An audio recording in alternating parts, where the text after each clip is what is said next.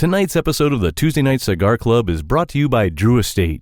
Come experience the rebirth of cigars at www.drewestate.com and download the free Drew Diplomat smartphone app today to discover nearby retailers, RSVP to special events, redeem points to win exclusive Drew Estate merchandise, and much, much more.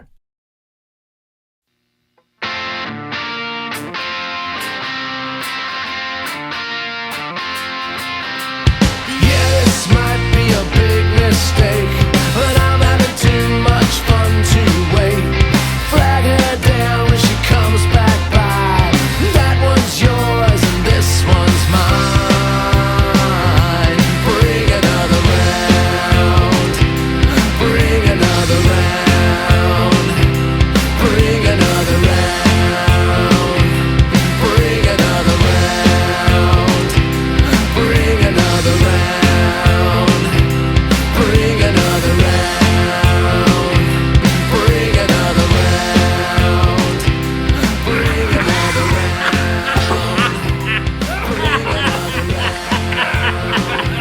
Bring another round.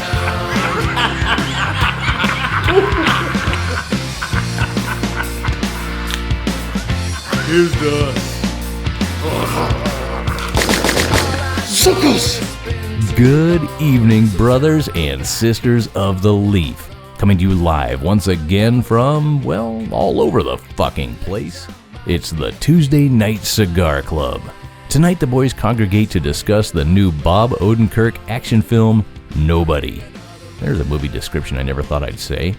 And they'll also be reviewing the Haut 10 cigar from Illusione, paired with a real dog's breakfast of alcoholic beverages. That's right, folks. The guys were given the green light to pick any kind of booze whatsoever tonight, and what they came up with just might surprise you. Or maybe not. Is anything these drunken numbnuts do surprising to us anymore? Seriously. Now, if they did an entire show where they chugged non-alcoholic drinks and did not end up acting like a bunch of assholes, that would be truly surprising. I won't be holding my breath for that episode, and you shouldn't either. Anywho, sit back everybody, light 'em up, and enjoy the show. You'll have to excuse me, boys, if I squirm a little bit in my chair tonight. Yesterday, I was swimming with my kiddos, and my youngest daughter kicked me dead center in my no-no square. Ooh.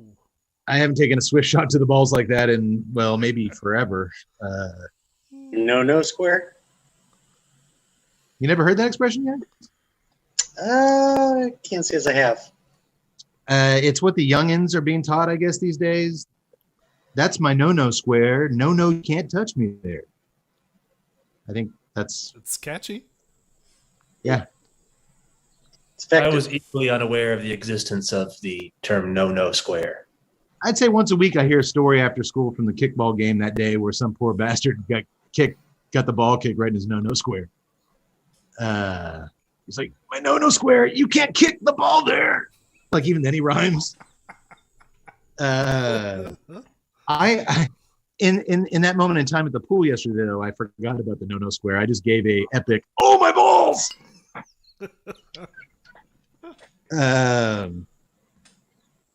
Yeah, you guys learned something tonight. No square. The no square.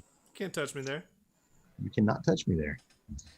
Welcome, everyone, to the Tuesday Night Cigar Club, episode 141. 141, all right. Tonight, we've got all 4 sets of balls present to entertain you for the next couple of hours. And I promise not to touch any of you guys in your no squares. Can't touch anymore. Anymore, anyways. You keep your mouth shut, doctor. That was 3 years ago. I've apologized. I thought we moved past it. It was all a big misunderstanding. I'm still grappling with the fact that there's an actual term called the no square, and whether or not I really wanted to be privy to that knowledge. But it wasn't that big a misunderstanding. What's in this glass will help. All right, no more dick jokes tonight. I know I've said that before, but I mean it this time. Is this a hard rule or a soft rule? Somewhere in between. Okay. Well, let's call it a soft rule.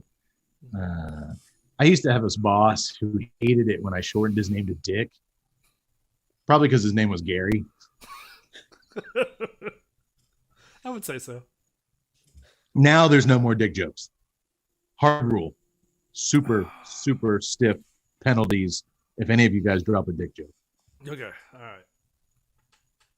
We're going to have loads of fun tonight, boys and girls. Oh, God. Did it again.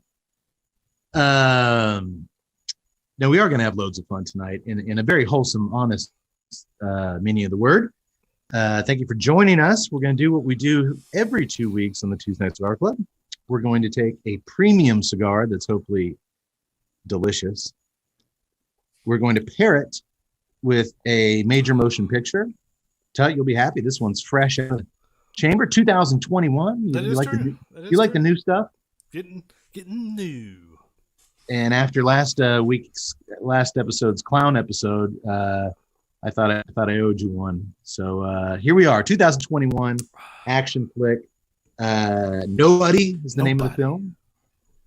I'm going to introduce the cigar in just a minute, and then we're going to do a little something different we always pair it with a premium craft beer, or a craft beer. I don't think premium craft beers are a thing. But we pair the cigar and the movie with a craft beer. We've been doing that for 6 years. Occasionally we bring in a bottle of something, or we do a rum episode or a Zima episode or whatever. But tonight it was fair game. I am doing something I haven't done since I was, 15. I'm trying to go a whole month without drinking beer. What? Yeah. My neighbors probably just were like, "Oh man, are they doing the podcast again?" They heard your what 2 blocks away? What? Birds flying away. Yeah, no, I thought I'd give it a shot for it. I'm okay. It's not a health thing. Obviously, I'm drinking other shit. I just want to do a little experiment. So I basically opened the floodgates to you boys. I'm like, hey man, July, you can pair whatever you want booze-wise for the next couple shows. So it should be interesting to see. And it should be interesting to also get some perspective on different libations and how they pair with cigars, other than, man, this Imperial IPA with the 100,000 IBUs is, it's kind of what I've been saying for 5 years now, every episode, because that's one of the only kind of beers I like. But we're all going to do something different these days. So that'll be fun. Maybe there'll still be some beers. I don't know. It's going to be a real surprise for me as well as you at home. So that should be fun. But before our resident drinking expert, Yak Boy, that's because he owns a pub, not because he drinks more than any of us. That's obviously the doctor. Before we get to that, hey, that obviously is not that obvious. I think we're all hiding our actual numbers from each other. That's what friendship's all about. Deception. No, it's not. Oh. No, friendship is not about deception. And I never denied the accusation. I thought that's what tonight's movie taught us. Just pretend like you're somebody you're not, and everything will be okay.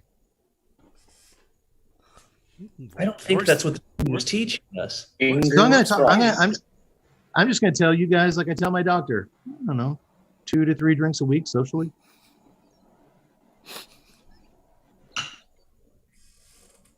So you've been seeing Mr. Tuttle. Oh shit!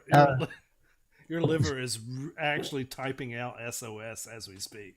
Well, I guess you can't very well come to me and tell me you only have 2 to 3 drinks a week. Actually, you need to go see somebody else. I'm really no longer mad. Well, doctor, you're 3 hours away, and I can't drive that far. I'm drunk all the time. This actually now makes sense to me. I do see a local guy here occasionally. I understand.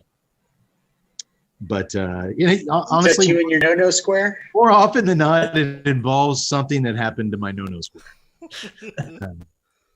No, Yaks, he does not touch me in my no-no square. He can't touch it me there. He totally does touch him there.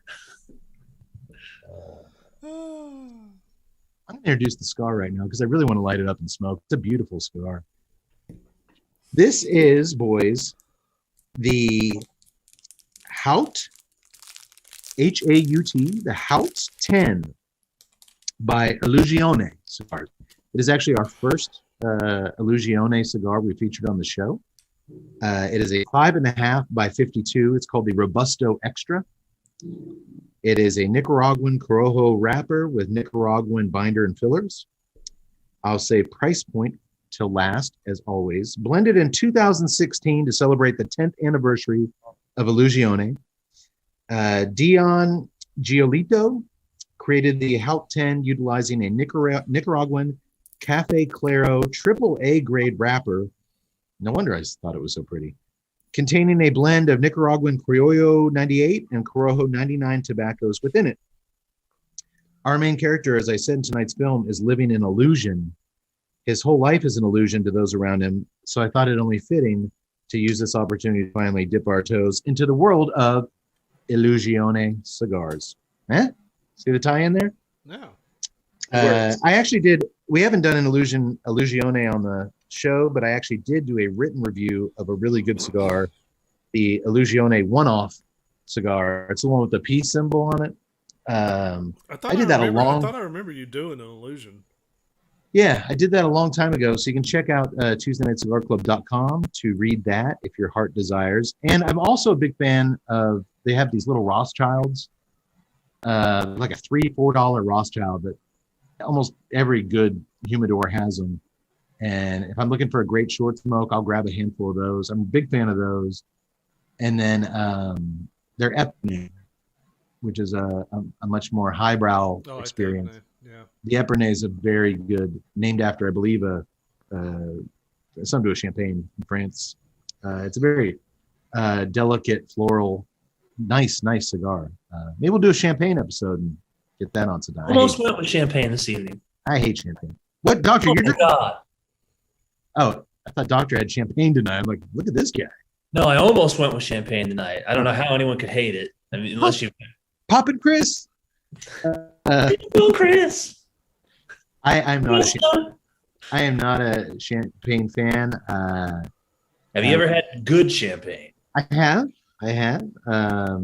When we do mimosas, we'll do them with, what's that white wine yaks, the Perca something?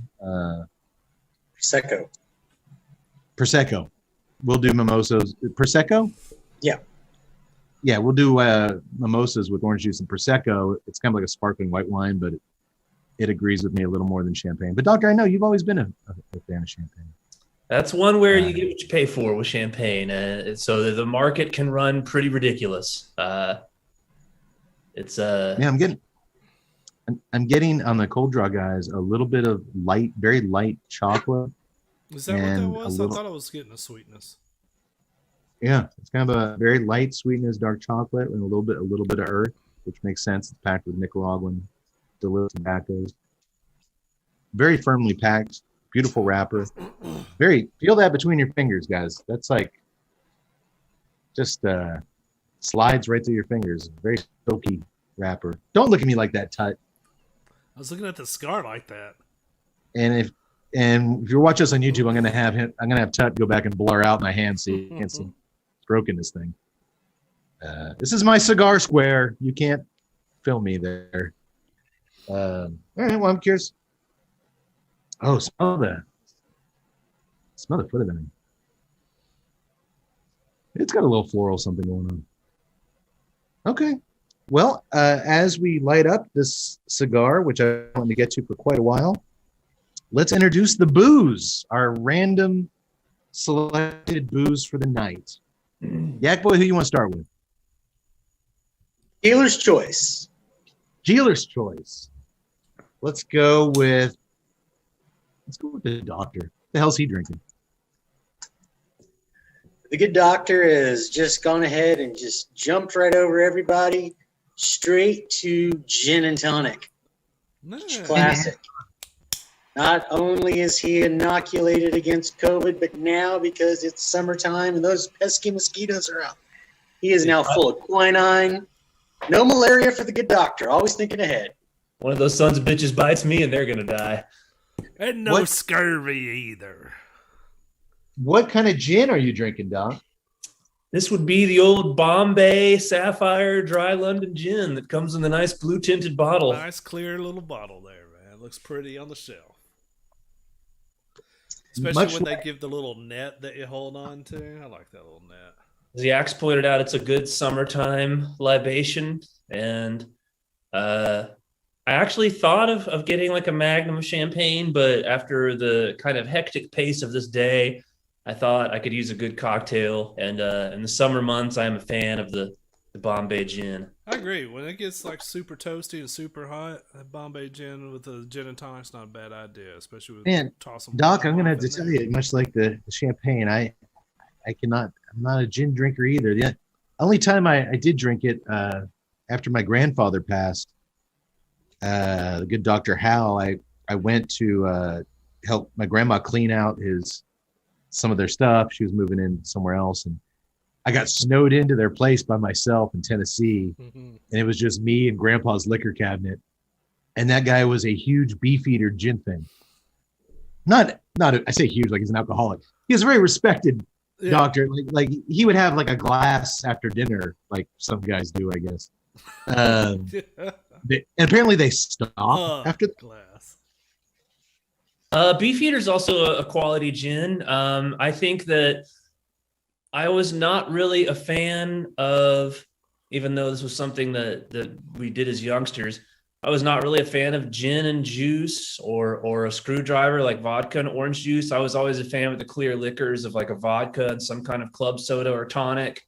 And with gin, way more than, gin needs to be mixed with sparkling water, a tonic water.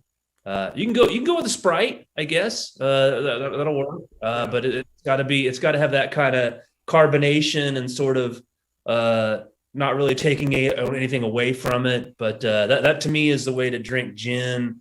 So you're saying Snoop Dogg's full of shit. He doesn't know what the hell he's talking about. I did not say that. I just said that it was not my preference to drink gin and juice. My preference is to have gin in a glass with ice and tonic water or sparkling water.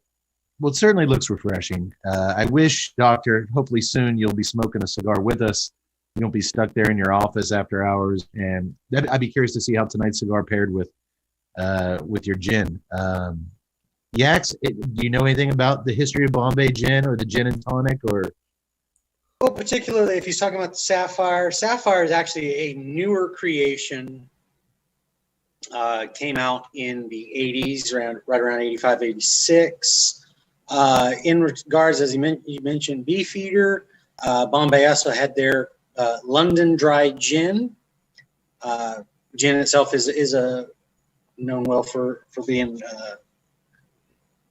British, and it's almost usually those gins are considered dry, harsh. Some even use the term brutal, but Bombay goes back. The original was purchased by Warrington, and gin was originally called, and then renamed Bombay to sort of give you that Bombay, India, to give it that historical tie-in to when the British really started drinking gin and tonic, because they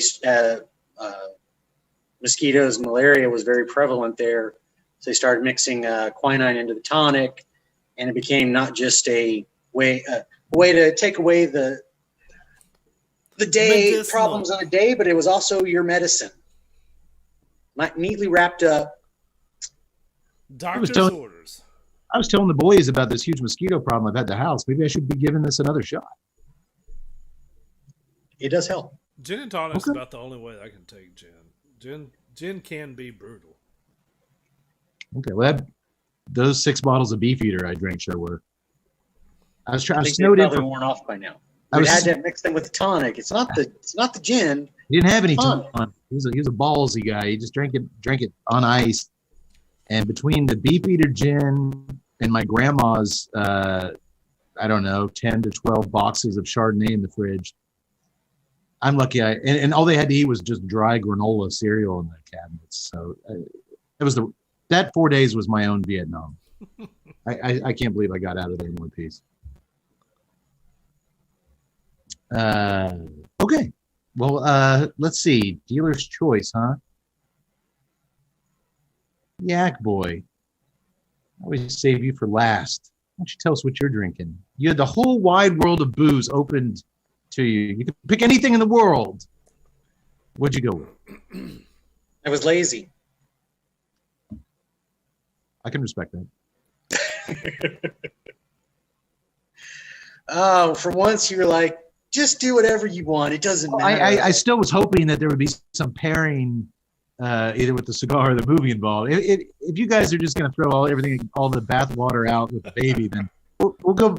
I'll go back to beers for God's sake.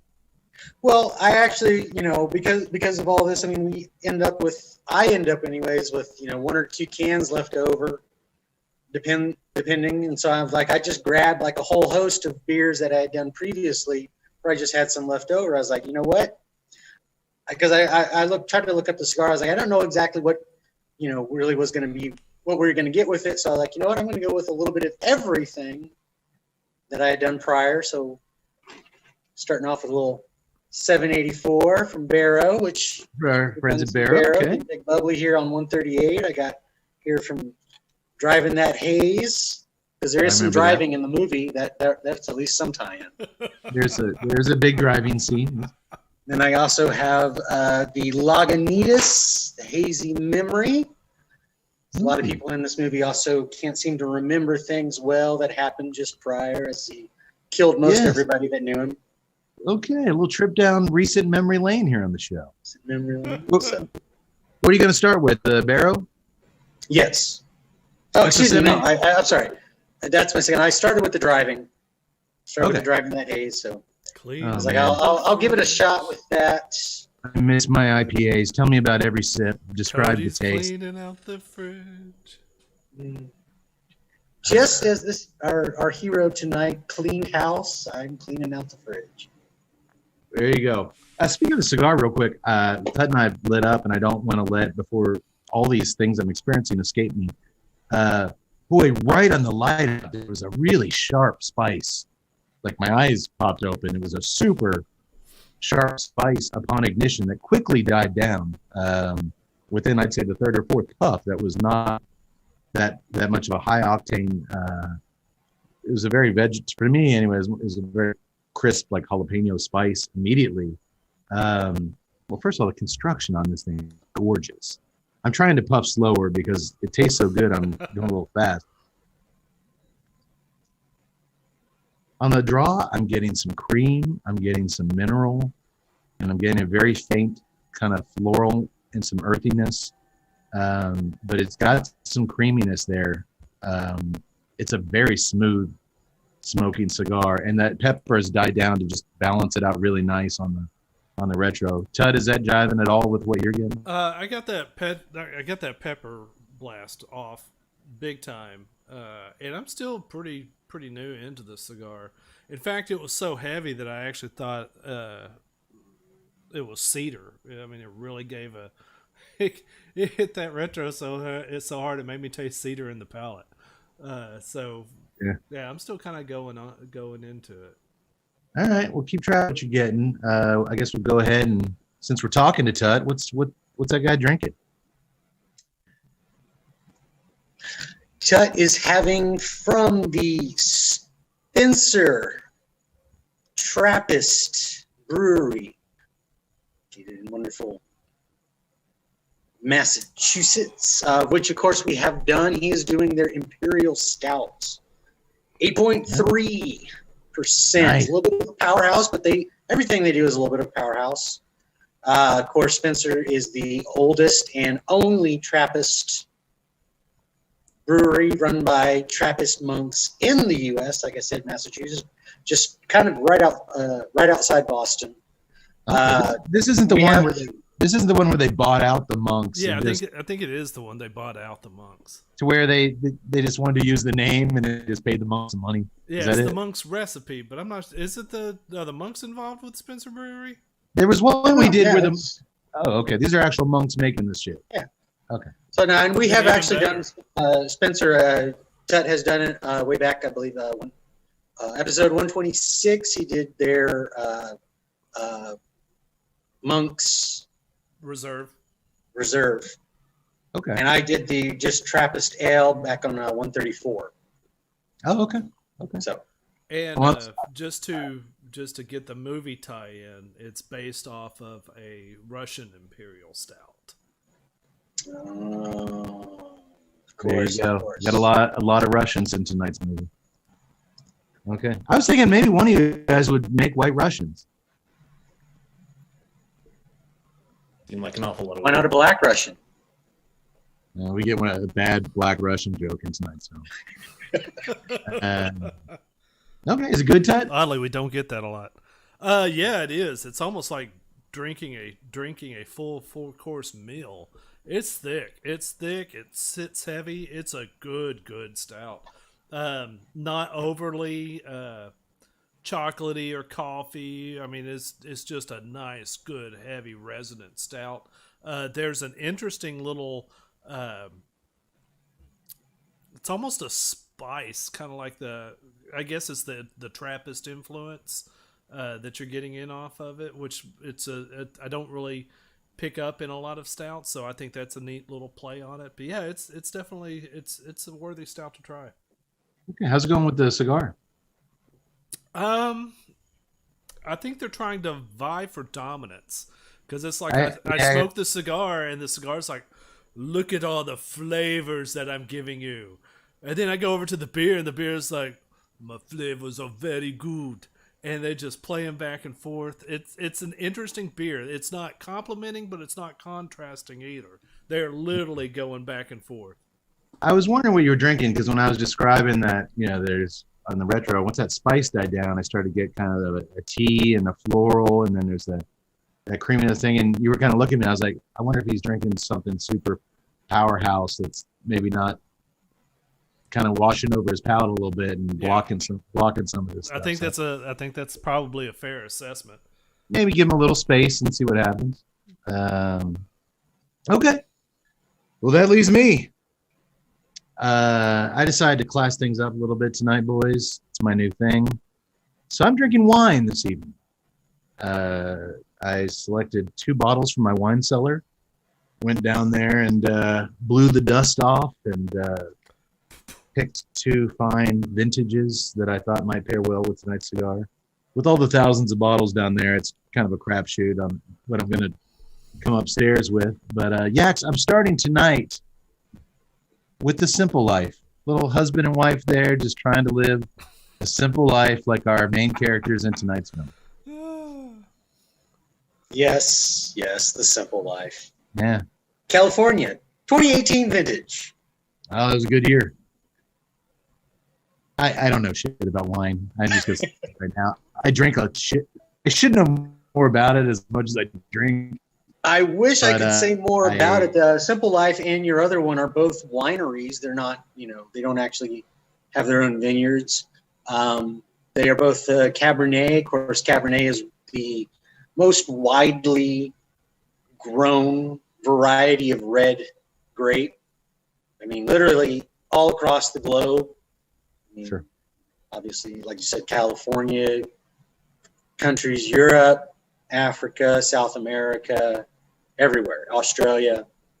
So I tried looking up anything. The only thing I could find basically on those is, Simple Life has basically a very generic website telling you about how awesome it is and what a simple life to lead just drinking their wines. It's about 14%. That's about it. I would expect more. The clerk at the CVS drugstore I went to and got this wine, I asked him about the varietals of grapes used. He couldn't really give me much. He didn't really give me much information either yet. Otherwise known as Kane you Wine Cellar, CVS. The in-house sommelier was no help. I don't know where they're training these guys. Well, I do enjoy a Cabernet. I traditionally, when I drink wine with dinner after dinner, I gravitate more towards a Pinot Noir. That's more in my wheelhouse. But I have found over the years, my vast years of smoking cigars with booze, that when I do drink wine with a cigar, Cabernets seem to pair better than Pinot Noirs, and the richness of the Cabernet seem to really complement light Connecticut cigars. They bring something out of it. They really add to the sweetness of some broadleaf, the darker cigars. I just find the Cabernets really are excellent pairing wines for stogies. So I did select 2 Cabernets tonight. We'll battle them against each other and see which one. Boy, the aroma of it, after I swirled it in my Salado Glassworks custom-made glass, give a shout out to my neighbors down the street. They do awesome work. You can't really see here on YouTube, but it's beautiful glass. It looks really neat. I like that little inlay design it's got there. Yeah, they do all hand-blown glass there. If you're ever in the Salado, Texas area, they do a thing where you can, I don't know if they still call it this, but it's like blow your own or it's like blow yourself weekend, where you can make your own beer mugs and drink vessels. And I think I might have voiced my opinion on it. You might want to do the blow yourself weekend. But anyway, needless to say, I signed up immediately. But no, they're awesome. They make a lot of really cool stuff. We got a lot of their stuff here at the house. But as I swirl my glass upon I let it breathe for about 10 seconds, it has settled down a tremendous amount. It was so sweet and pungent on the pour. I was like, oh, this is going to be way too sweet. But it is settled down. It's a pretty middle of the road Cabernet. It's going very well with the cigar. It's I'm not versed in describing wines, so it tastes like old grapes, and it tastes pretty good. How's that? The right Cabernet can be an excellent wine to have with a steak. I love dry wines. I prefer a much dry. That's why one of the reasons I go the Pinot Noir route. They tend to get a lot more drier things that I like. But this is middle of the road. It's a tad sweet, but I'm certainly not getting any sweetness in the cigar. The chocolate I picked up on the cold draw hasn't presented itself once I lit up. So yeah, it's pretty good. I'll let you guys know when I switch over to the other wine, and we'll see how that goes. All right, gin and tonic, a dog's breakfast of craft beers with Yak Boy, Tut doing a Russian-inspired imperial stout, and your host Dong Slaper sampling some of the finest wines that nobody can find out any information about. Sounds like a recipe for success, boys. You excited? Yes. Doctor shook his head no. Yak Boy is. I said yes. I'm excited. Go. I'm excited. You said yes. I am excited for this movie. I enjoyed it. All right. Well, spoiler alert. Yak Boy enjoyed tonight's movie. All right. Podcast over. See you later. All right. Later. Thanks for ruining it for us. Let me take one more thing on my cigar. Todd, are you not getting any of that creaminess on the draw mixed with the earth? Are you not getting any of the floral tea with the spice on the nose? No. 6 years, I'm not. I haven't tasted a touch of cream in 6 years. That's true. We'll see. Or perhaps it could just be the 8% Russian Imperial Stout that is coated his mouth like motor oil. Goose stepping all over my palate. The Soviet national anthem is just blaring in my head. I will agree with you on that cream, though. That is very prevalent for me right now. That spice blast in the beginning, not so much. I mean, I did pick something up, but it didn't kick me in the teeth. Boy, it did just for a second. It was gone. Okay. Well, speaking of cigars, y'all know who makes some really flavorful ones, don't you? Yes. Who's that? That's right. You know who I'm talking about. Our good friends over at Drew Estate. And one of the most flavorful offerings in their vast portfolio is the Herrera Esteli Miami. Crafted by Level 9 Cuban rollers at the famed El Titan de Bronze on Calle Ocho, the Herrera Esteli Miami line is expertly rolled with a lavish.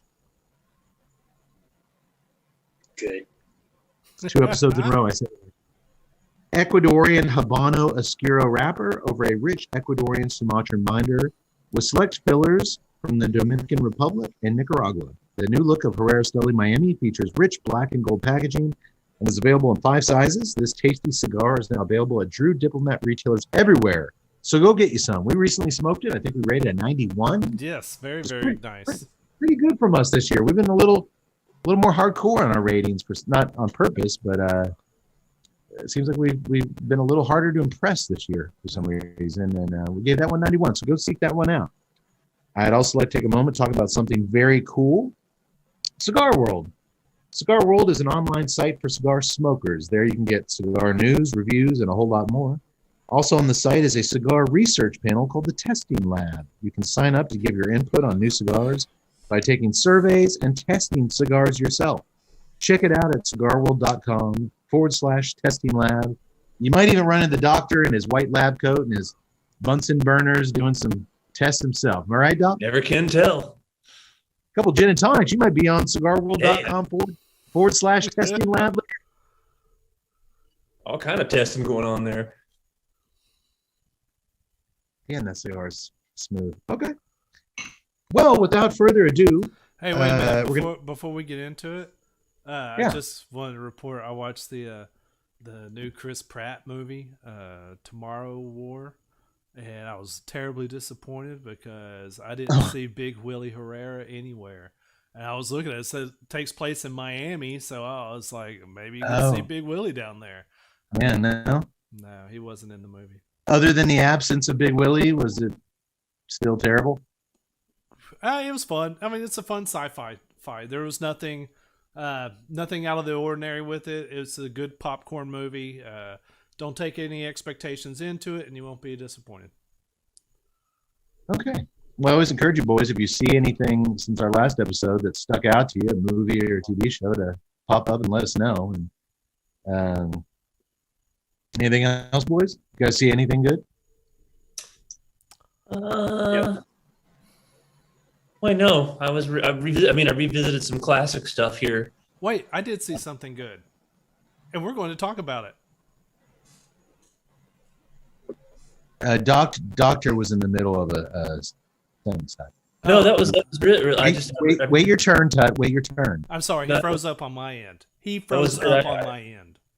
I revisited some older stuff, so probably not worth talking about. What'd you revisit? Was it good? Yeah, I watched classic horror movie Motel Hell.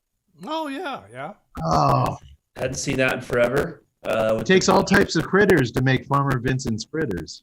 Dude, it does. The great Rory Calhoun and Miss Ballbricker as his Nancy Parsons. And the guy who was on Chips, not Eric Estrada or Larry Wilcox, but the other guy, Paul. The chunky deputy. Yeah. They were all great in it. Very, very weird movie, obviously. But I think that the last 15 to 20 minutes of it are as great as anything ever. It really is, especially at the very end when Farmer Vincent, Rory Calhoun, gets killed and he's dying. And his whole thing was that he makes these all-natural beef jerkies and sausages and stuff. Of course, he's making them out of human beings. But as he's dying, he has this confession, his last dying breath. I have to get something off my chest. I used artificial preservatives. Great movie. That the last 15, 20 minutes are great. It can be a weird kind of slow burn up until then, but also starring Cliff from Cheers as one of the bikers. Very briefly, yes, John Ratzenberger and Wolfman Jack. Yeah, I can see it not being for all tastes, though. It's a anybody who doesn't get a kick out of Motel Hell, I've got no business with.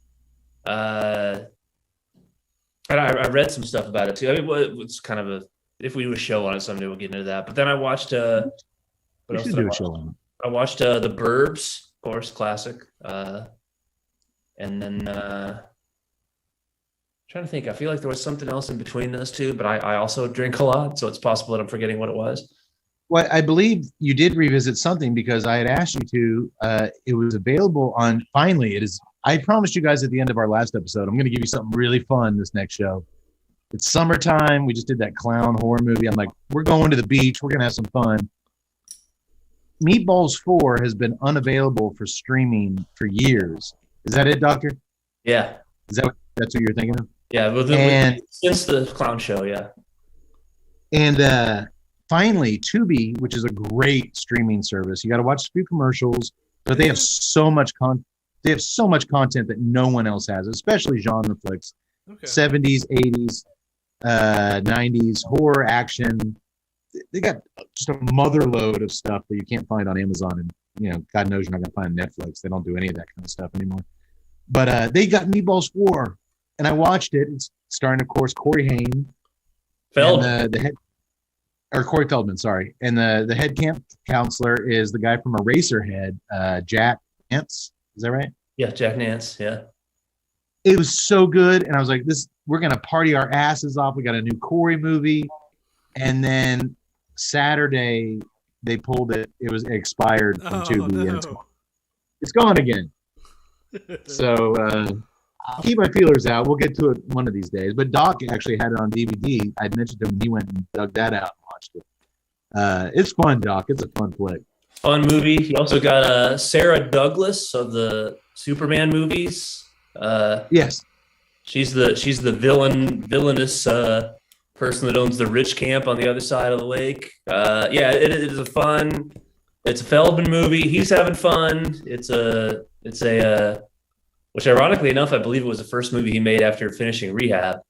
But he's having fun, and there's beers are being drank, and there are lascivious, voluptuous women around. There's a lot of bodacious tatas. We'll get to it, boys. I promise. I shouldn't have even mentioned it. I can see the disappointment on your face. Now, Tut, what is the other thing you saw that you're dying to tell us about? Oh, you're about to tell us about it. Huh? I saw this movie. That's what you were excited about? Yes. Tell us the movie. I'm excited. Oh, okay. See, I'm guessing you liked it too. It was okay. Well, that's two. I guess we're done now. He said it was okay. Oh. I'll see you guys later. Time to go play with my no-no square. We still don't know, Doctor. No. That's where you come in. Yes. No, we still don't know how the Doctor and I feel about tonight's movie, so it's anybody's guess at this point. The film tonight that Tud is so excited to talk about, that Yak Boy loves, is called Nobody, 2021's Nobody. The film is written by Derek Kolstad, who wrote all of the John Wick movies. That makes sense. And it's directed by Moscow-born, I'm going to fuck this name up. Is it L-L-Y-A or I-I-Y-A? Ilya or Aya or? Ilya. Ilya. Naya Shuler? I don't know. I apologize to the director. Whose only previous film that I've heard of is 2015's Hardcore Henry, which was unique in that it was an action film made almost entirely on small GoPro cameras attached to a mask that the main actor wore. So the entire movie, you saw all the crazy action stuff from his point of view. It looked a little too much like a first-person shooter video game, even though it was live for my taste, so I never actually watched it. But I can always appreciate when someone tries something different. I wish he would have tried something different tonight's movie. Moving on. Did I just give a hint on how I feel about Oh my tonight's goodness, movie? is this going to be like an hour of just pooing on this? That's what the wine is for. Ilya Drink up, buddy. Neishuler. I should have. I'm sorry, Doctor? Ilya Neishuler or Neishuler? Neishuler, okay. It was Russian, so Neishuler. Let's go with that. Close enough to me. When I'm speaking Russian, I just pronounce everything like they said cocainium in Red Heat. Neishuler. Cocainium. Cocainium. Am I in some kind of trouble here with the Russians? You might be. Maybe. I don't need my emails hacked. Dude, they're all, we've shut down the Tuesday Night Cigar Club podcast. $3 million for us to release your website. Okay. Deuces. See you never.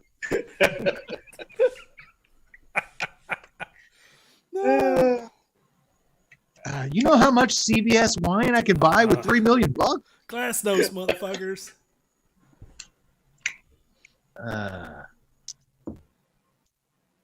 So essentially, the film opens up with a repetitive montage, taking us quickly through each day of the week, Monday through Friday, for 3 weeks in a row, illustrating just how repetitive and monotonous our main character, Hutch Mansell's life really is. Every Monday, his wife takes all the coffee in the morning and ends up pouring a little bit back into his travel mug. Every Tuesday, Hutch forgets to take the trash out to the curb on time to get picked up. Every Friday night, his wife Becca goes to sleep with a giant wall of pillows between them in bed, so he doesn't get any ideas about getting frisky. It's the same old day in and day out. And it's all done very, boom, boom, boom, very fast cuts. Really quick cuts, a la Really Shaun of the quick Dead, except 15 times more. And we basically see 3 weeks worth of action in a minute. Yeah, I was a fan of it. I like the way it showed the monotony. It gets right into it. It doesn't fuck around. Boom, boom, boom. You know what this guy's Monday through Friday is like. Until that is, one night, a man and a woman break into Hutch's house and burglarize it. Hutch's son, in the mayhem, tackles the man to the ground, and Hutch could easily overpower the woman with this golf club he's holding, but he doesn't. He freezes. And he instructs his teenage boy to let the man go. Dad, you got it. Go. Let him go. So the kid lets the guy go, which results in the dude punching his son Blake right in the face, and the criminals getting up and getting away. This is like the first 3-4 minutes of the movie. They get right into things, which I do appreciate that always. Throughout the film, in the aftermath of the robbery, this is the first time we hear it. Throughout the film, we hear Hutch's inner dialogue via voiceover, and it didn't work for me at all. Stuff like this. How could I let this happen to my home, my beautiful family? Come on, man. That's some awful screenwriting stuff right there. All right. First of all, I'm a fan of the inner monologue all the way back to my Magnum PI days. I love me some good monologue. I agree with you. This wasn't good monologue. It didn't work. It's terribly written. Yeah, it didn't work for me. I should point out that I've only had my one gin and tonic, although I'm about to make a second, so I don't think that the one gin and tonic can have had this effect. The voiceover had so little effect on me, I barely remembered it happened. And I watched the movie. That's another thing, Doctor. They weren't consistent with it. It only showed up like 4 or 5 times in the film. It wasn't a constant thing. It wasn't like in the Blade Runner theatrical cut where that was his voiceover, among many other examples. But it just kind of sporadically popped up, and whenever it did, it was really crappy writing. Perhaps, but it just didn't bother me in the least bit. I'm trying to get to know this guy and get in the head of our hero, and how could I let this happen to my home, my beautiful family? I was just like, oh, that's terrible.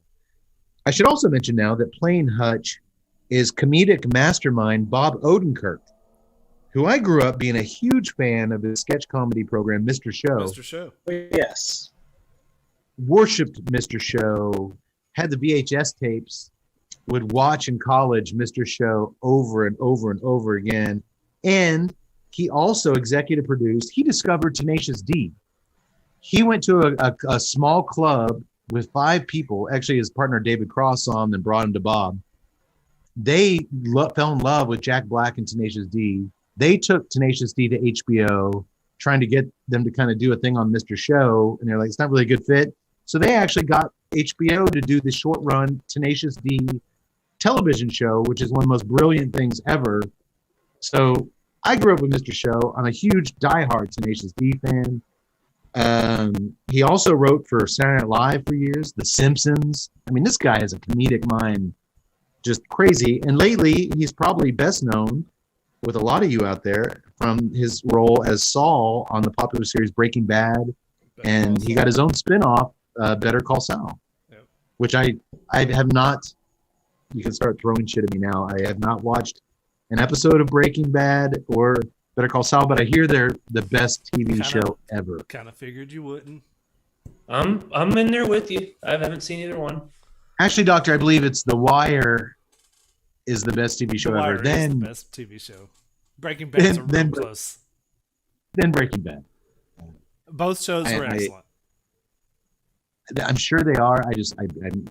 I never watched any of them, and I'll stick my boot heels in the ground and say you're going to be hard pressed to tell me there's a better TV show of all time than The Sopranos, but whatever.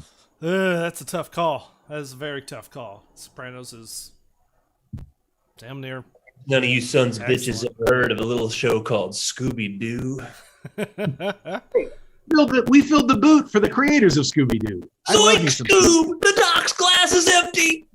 Zoinks! He's a goner. No, I love Odenkirk. I'm a big fan. I was a big fan of Mr. Show. I was a better fan or a bigger fan of Breaking Bad and Saul. I just like the guy. I mean, when I listen to him in interviews, it just seems like he's got a good head on his shoulder. Doesn't seem too full of himself, but it's just sharp. And I like you're right in terms of like comedic mastermind. When he goes funny, he can go funny like in a subtle way that's just really, really nice to watch. I mean, just like body language, just the way he holds himself. That's why I was a little bit disappointed with the monologue here because, man, it wasn't. To me, it was something. It was something he would do a Mr. Show skit making fun of. That's probably accurate. Yeah, is what that opening monologue was. The great thing about Odenkirk is he's done some insane stuff on Mr. Show. He also, Doctor, at a comedy festival, met our friend Andy Fisher and his comedy partner Leon Mandel, and they had done a bunch of short sketches on video, and he actually took them kind of under his wing and was like, hey, if you come out to Hollywood, here's my number. Like, he's apparently just a really generous mentor to young comedian, especially weird comedians that are like Tenacious D or my friend Andy that do really weird stuff. He sees something in it and he offers to kind of help him.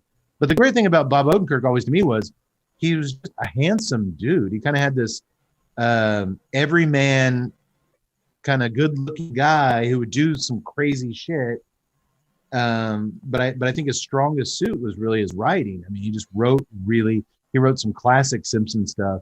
He was involved in some really good classic Chris Farley era SNL sketches. So needless to say, when I saw him involved in this action movie, it brought an expectation with me. Oh shit! I love Bob Odenkirk. This is way out of his wheelhouse. Yeah. This has all the ingredients for, well, part of the ingredients are screenplay and direction and directing actors, and they all have to work together, but we'll get to that. But yes, I think we're all in agreement. We like Bob. Very much. Yes. Concur. We'll touch before we move on in the story. Now that the big burglary, our fire point of a plot point has taken place. Anything from the cigar?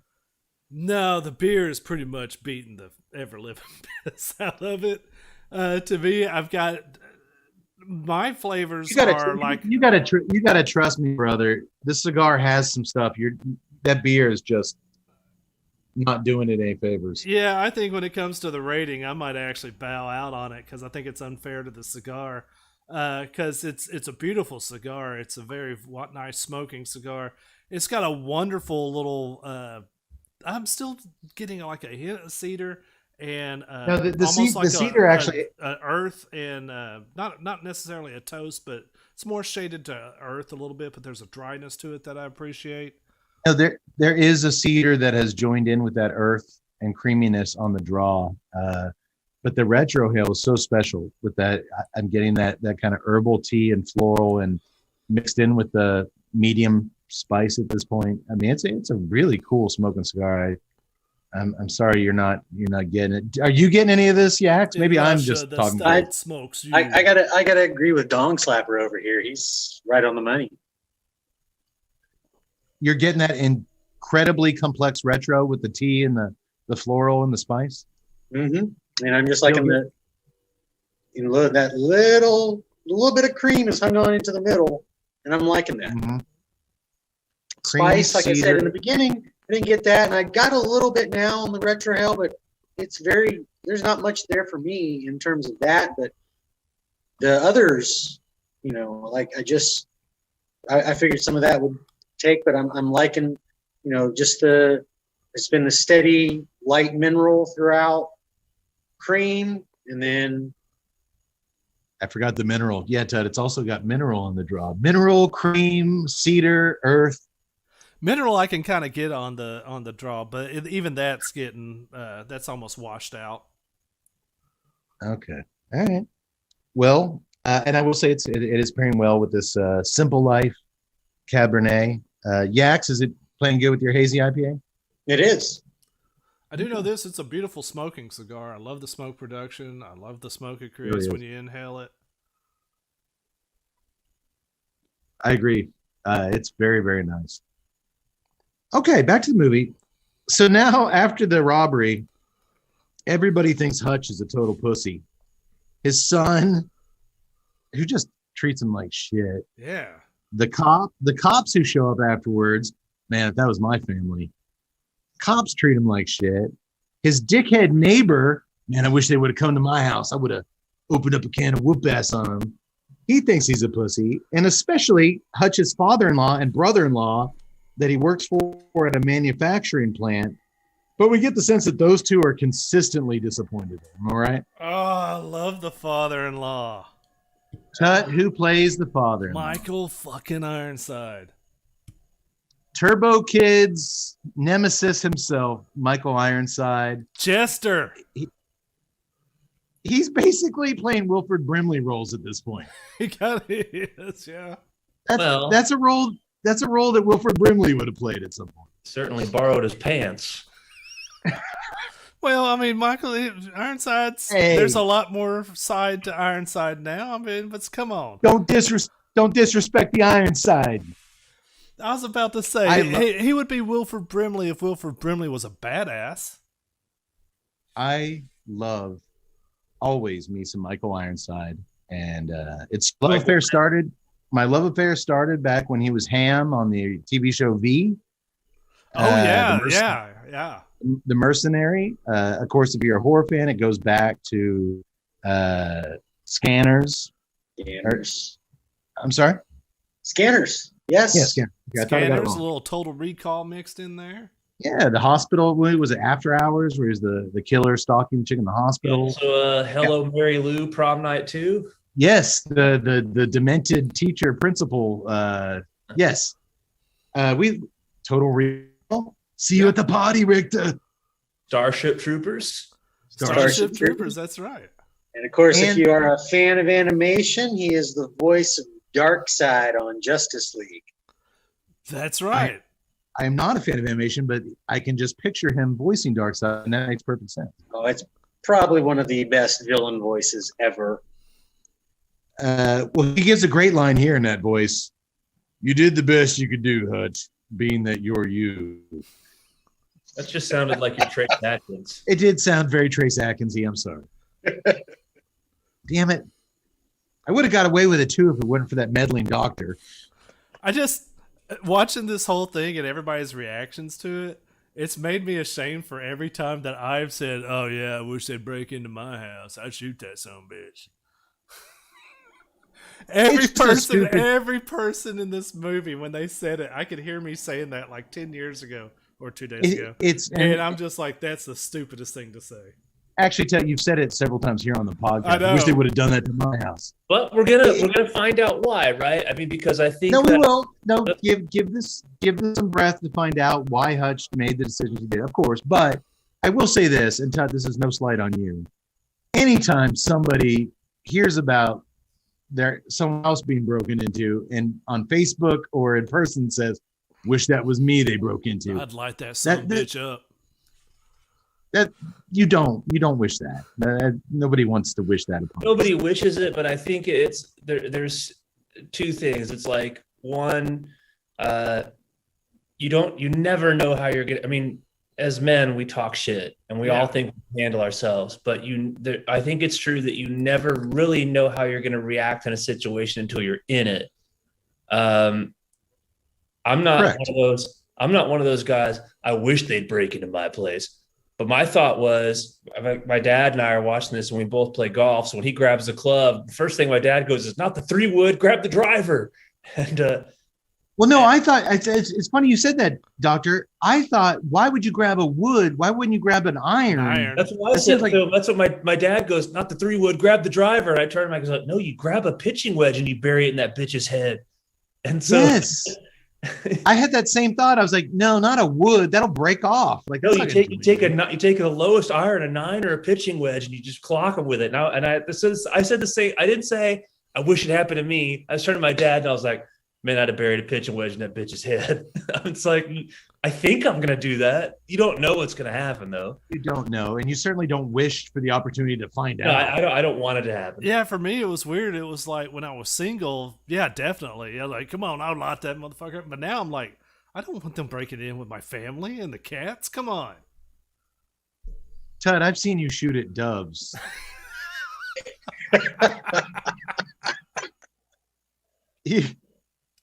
Just saying. Spray and pray, man. I'm accuracy through mass firepower. That is a legit tactic. If the burglar just basically does a lazy zigzag through your kitchen, he's gonna be okay. And I'm being generous. Most of those birds just hover above Tut's head and just like taunt him.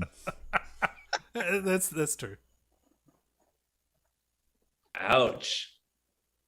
And I know because I'm sitting next to Tut in a chair, drinking, laughing at him. Meanwhile, I don't actually. Cody and our friend Young Paul, who are crack shots, are like trying to let me have it at a bird. They actually put their guns down to let me shoot at a few, and then like, oh fuck it. At the end of the night, our friend Young Paul will shoot a bird and throw it. Like Tut will shoot up in the air and he'll throw it out there and be like, "You got one, Tut. You got it." I saw you. I saw you, Paul, and I'm totally counting that. You clean it. Well, here's something interesting though. Hutch retreats to his office at the factory. He's an accountant for the factory. Obviously, he's wimpy. He's not out there welding and doing manly things. Where he opens up a cabinet and reveals a giant radio hidden.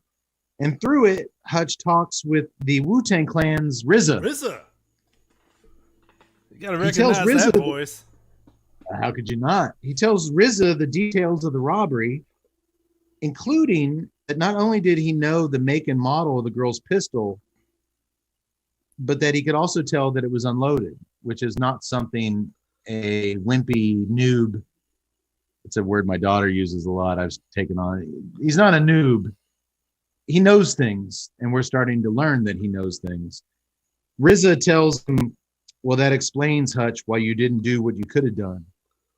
Hutch sighs and takes a drink from his flask before moping over to the nursing home to make some dinner for his elderly father, played by our own Ron Tuttle. Yes.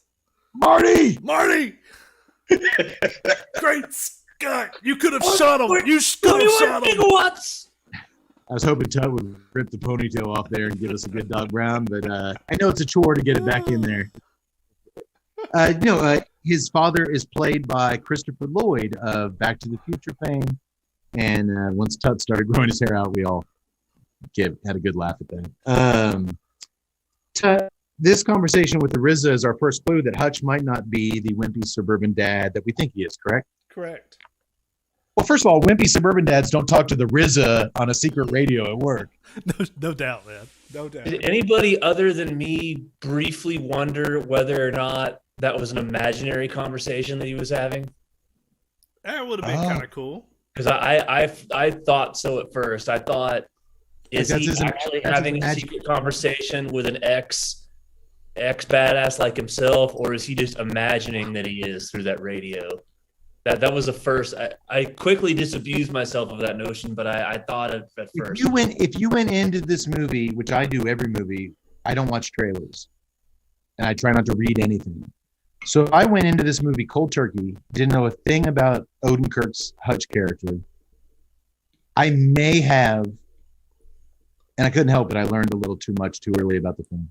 That's interesting, Doc. Because I could totally see where I think didn't. one of I went into this dry. I didn't go there, but I would have liked to have gone there. That's a cool little thought. I like it.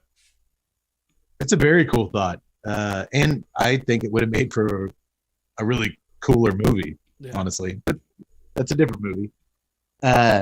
When Hutch then mopes his way home that night, his daughter, played by the worst child actress I've seen in a very long time, but she's young. Still time for Come her. on, you can't. in it. She's barely in it.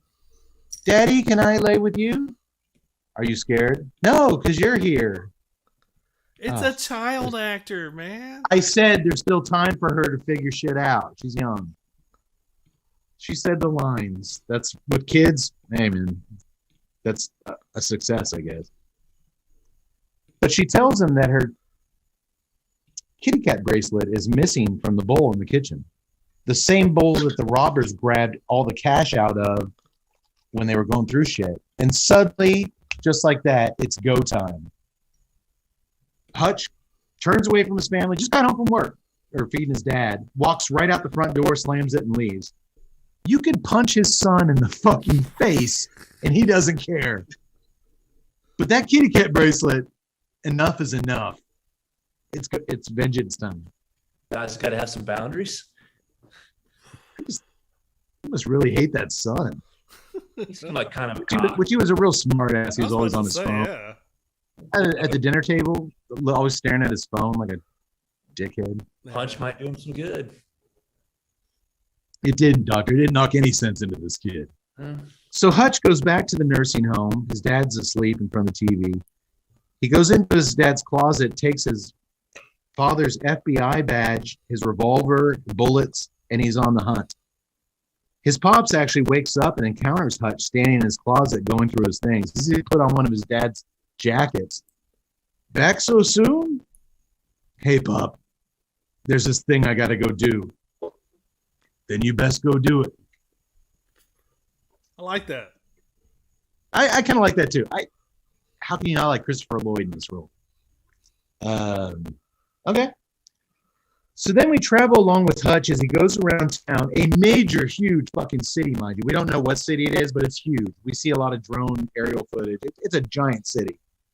Flashing his phony FBI badge at every after-hours tattoo parlor as he shows them the sketch drawing he made of the wrist tattoo that the female robber had. And get this, a few hours later, he has her address, and now the man and the woman are staring down the barrel of Hutch's gun. Hold on. All right. Yeah, you kind of walked over the little sequence where he got it, where he walks into this tattoo parlor, flashes the badge. There's this old time biker, looks like he's a white supremacist biker type dude. He's got a Desert Storm veteran hat on. And he was just like, look, son, if you're flashing that old badge, that was 20 years out of date, all this stuff. He calls Odenkirk, or he calls Hutch on his bullshit. And it was like, you better have a reason for it. And then when Hutch raises up his arm, you see a little bit of his Shadow Company tattoo on his wrist. And all of a sudden, the guy was just like, oh, my name's Paul. This is between y'all. Walks into his office, and you hear like this 2 minutes of just locks. Click, click, click, click, click. And the giant click, sliding dead thing boys. over the window where he's just Well, first he thanks Hutch for his service. He recognizes it as a military tattoo. Thank you for your service. You too, old timer. And the guy, this grizzled old guy who's seen it all, which these biker tattoo guys respect, goes and hides behind this steel door. And all of a sudden, the dude at the counter, the tattoo guy with the brass knuckles, is like, "All right, what do you want? We'll help you out." I've seen a lot of shit, but I haven't seen that guy go run into his closet and Yes. lock all 15 deadbolts. I thought that was a So cool. it was a cool scene, but I'm sorry. In a world where more people have tattoos than people who don't have tattoos, there's just no way whatsoever that, one, she probably didn't even get the tattoo in that city. 3, what are the odds in like 2 hours of looking around, he found the guy who gave her that tattoo? He's good. It has a He's picture. got- It has a picture of he's it got on the wall. he's got a particular set of skills. It is such lazy fucking screenwriting.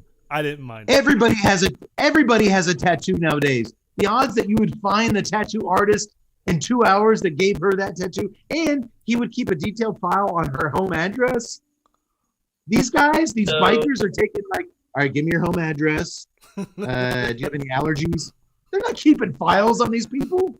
The last time you're not saying anything that isn't technically true. The last time I said this several months ago, you snapped at me. I'm sorry. My opinion is that you're nitpicking on something that really isn't important. That's all I'm saying. I don't think you're saying anything that is technically untrue about tattoos and large cities and all of that. I'm just saying that in the context of the movie we're watching, going after that is nitpicking. My opinion, perhaps I'm wrong. It's completely, in my defense, it's completely unbelievable that he tracked down her tattoo artist that quickly. But here's the thing. In a direct-to-video Steven Seagal movie, if he did this, I'd shrug it off. It'd be expected. It's direct-to-video, blah, blah. I got the sense that they were aspiring to something more with this film, and it has so much lazy screenwriting like that I'm like, okay, you're basically making a direct-to-video action movie with Bob Odenkirk, and you're not trying to be anything more than a direct-to-video Steven Seagal movie. I just figured this was John Wick with Bob Odenkirk, and so the super sleuth isn't the thing that I'm going to watch for. It's punching people in the face. Don't get me wrong. Exactly what I got out of it. If this shit popped up in John Wick, which it wouldn't, because I think even Keanu would be like, really? I found it this quick. Okay. As the late Patrick Swayze said in Roadhouse, opinions vary. Well, Odenkirk's Hutch shoves his gun in the robber's face. Give me the goddamn kitty cat bracelet, motherfucker! The guy doesn't know what he's talking about. They had the watch. They gave him back his watch that they stole, but they have no idea what the kitty cat bracelet is. Hutch pistol whips the guy, dumps him on the ground, but before he can shoot the bastard, he hears a baby crying down the hallway. And when he goes down there, it turns out not just to be an adorable baby, but an adorable baby on a breathing respirator in the crib. So Hutch takes pity on them. He's a family man. That's what he said when he first barged in on them. I'm a family man who did not deserve your gun in my face. That's why I'm here. So he goes out, he leaves them, he goes out in the alleyway and punches a brick wall 20 times instead. He can't kill him. Rage. Untapped rage. His old life is impeding on his new life, and he's having a hard time controlling it, isn't he, Alex? Very much so. He liked that old life. He liked that old life. He liked that old life a little more than he's ever been able to kind of acknowledge at this point. We join Hutch and his bloody knuckles on a metro bus as he heads home. It's only himself and two other passengers, a big dude and a cute young chick. Out of the blue, a jet black Hummer blasting terrible dance music tries to pass the slow-moved bus on the downtown street, and it ends up smashing into a concrete barrier next to it. So of course the bus driver slams on the brakes. 5 drunken Russian men wearing leather coats stumble out of the Hummer and smack on the bus door, demanding to be let on. Here we get another Hutch voiceover. They say God doesn't close one door without opening another. Please, God, open that door. He wants them to get on that bus. He's got bloodlust, and he didn't get to kill that man and woman who robbed him. He wants some action. Hutch is still hungry for some good old-fashioned vigilante justice. As crooner Steve Lawrence's I've Gotta Be Me starts playing, Hutch smiles. I hope all these assholes like hospital food. And he proceeds to both kick all of their asses and get his ass kicked handily by all of them. The fact that he's so rusty, he hasn't fought in God knows how many years, and they're so drunk on vodka, really evens out the playing field. It's a brutal, bloody bunch of minutes we spend watching these dudes fighting in the bus. My favorite part was how Hutch, he'd knock all these dudes down, and then he kept going back to that one guy and trying to strangle him. First, he did it with where you pull to stop the bus. He He wrapped that around his neck, tried to strangle with that. Then he got distracted. Later, he grabbed a purse off the ground, put the purse straps around him, and tried to strangle with that. He really wanted to strangle that dude. And there's some fun little cuts in here. You mentioned the strangling with the bus stop cord, and as he's beating the dude against the wall, the cut goes to the sign. It's like you see the request. It's a request stop sign. Ding, request stop. Ding, request stop. Ding, request stop. And I can just imagine the guy who was like, "Please stop, please stop." I just thought the little stuff like that was fun. It was a brutal 5-minute fight scene, and I mean, he's getting his ass. At one point, he gets thrown out the window. He wakes up and kind of comes to in a shard of glass. But they're in there drunk as shit. He stabbed them all. They've stabbed him. But he gets up and he goes back in the bus for another round. Eventually, Hutch is the last man standing. I will say that instead of going to that monologue, they have shown. They've shown a good knack for editing and jump cuts. I would have loved all of that to have been silent and just a quick cut of all the other passengers being terrified about these guys coming onto the bus, and then a slow deal of that bus opening, and then a quick cut over to Hutch, a real close up of him, and then you just see him smile. Just that smile, like it's on, motherfuckers. You don't need to. You don't need to say this. He does. You don't need to talk about how you want them. He is sitting at the back of the bus, smiling when they get on. But here's the thing: they don't really do anything to warrant what he does to them. Oh no, he picks it. He picks this. It's implied what they're going to do, but they haven't done anything. They have not done anything to deserve what he does to them. They knock a magazine out of the guy's hand, and they're kind of talking to that young chick. But dude, he takes that as he goes to the front bus, takes out his gun, empties its bullets. I'm gonna fuck you all up. He just wants to fight. But if one of the other guys had just said, "Whoa, man, you got the wrong dudes here. We're not up to anything. We just had too much to drink. We're just on our way home," But the one guy starts laughing and gets up and goes at him. So he made a good call. I enjoyed the whole thing. Out of all of this, I'm more concerned that while this is happening, that the bus driver immediately didn't call the cops because someone just had a wreck. No, he took her phone. He kept her. He put her phone like by the glove in the glove box. And told her just to wait outside. They didn't do that initially. She let them on the bus. She should have plus it's a radio. She should have radioed it in. Yeah. Immediately. Oh my God, someone had a car wreck. I think you're nitpicking, Yax. Man, but I still like the scene. I think you're picking little things. You know what? He found the perpetrators after 2 hours with a sketchy tattoo. Apparently. This fight scene took 3 days in this bus to film. I should have been clear when I started. The bus is stopped. It's not a moving bus. Right. The driver gets out. Apparently, this fight scene took 3 days to film. It's very impressive. I only noticed 2 punches. I don't know if y'all saw it, where Odenkirk didn't actually land it was off. Like you could see the fake punches and the stuntman reacting. Which, for a comedic guy in his 50s or whatever, okay, I let that pass. I was impressed, man. Hutch isn't, or Odenkirk's not an action star. He's not. This isn't in his lifeblood, and yet he held his own. I will say this though, and I actually don't have this in my notes, and I've watched the movie twice, and I didn't really consider this before, but this is a little different than. I guess I'm learning a little bit tonight. It is a little bit different than the Bronson or the Seagal revenge films, because when their family gets fucked with, or with Bronson, it was just every scum on the street is toast. It doesn't matter what.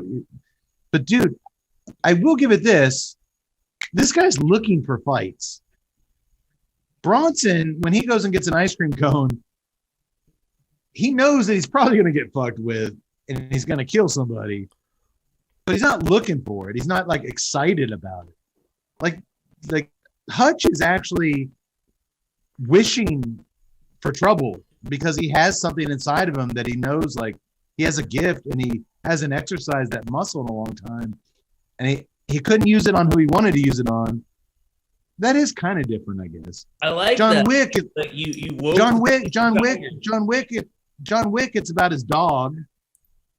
He just this blind rage about, how dare you kill I get that. I got wiener dogs. I'd kill motherfucker and mess with my wiener dogs. But this guy is just, he actually, like a spark was lit under his ass.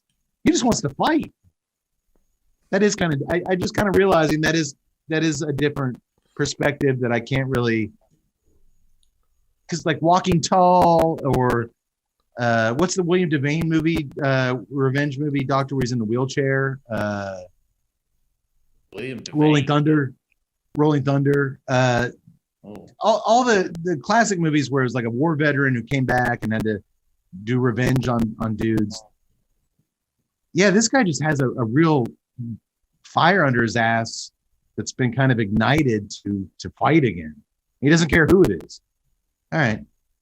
Hey, I'll give it that. And that's fresh. I didn't think about that going into the show. You guys brought that out of me. Yay. Or maybe the Cabernet did. Well, heard it both ways. But eventually, Hutch is the last man standing. As he walks out of the bus covered in glass and blood, "Sorry about the mess," he says to the terrified Asian bus driver as he walks into the moonlight. His one-liners, dude, are... Having complimented it, I will just ask you at this point, did y'all see this at this point as a paint-by-the-numbers stereotypical action film? I saw it. That's what it is. That's what it is at this point. I saw it as John Wick with Bob Odenkirk. That is exactly what I saw it as. Like, I feel without seeing any of these movies, I feel that you could plug Liam Neeson into Nobody, and it would be just like all the other dumb Liam Neeson movies. Well, I disagree. At this point, no. Once you get to the next part, I was like, oh, here we go. Because I didn't know, I didn't watch the trailer or anything for this, so I didn't know where this was going. So okay. I mean, I was like, what was he going to be like? Was he going to go down the Death Wish thing? Where was he taking it? Because I mean, basically, he had resolved the issue with his kid, except he hadn't found the bracelet. Was he going to get out? I was like, was he going to get off the bus and go to the 24-hour store and buy a new kitty cat bracelet? Yeah. Go back home, wash, rinse, and repeat. So, or like me, don't get the kitty cat bracelet. Don't avenge your family. Just go to CVS, buy a couple bottles of $10 wine, and go down to your basement and play pinball. It's an option. Whatever works. Well, as famed film historian Ray Carney would often say about these type of movies, it certainly tickles the reptilian brainstem, doesn't it? Action movies at the very hardcore, when you see dudes fighting in a bus for 5 minutes, as a man, it ignites something in you that you like watching it. It's candy. Right? Yes, and I thought this movie did a great job of that throughout. That's what I wanted. I'm with Cut. John Wick, played by Bob Odenkirk. I thought the fact that it was Bob Odenkirk rather than somebody else didn't make it a cookie cutter action movie because of his performance.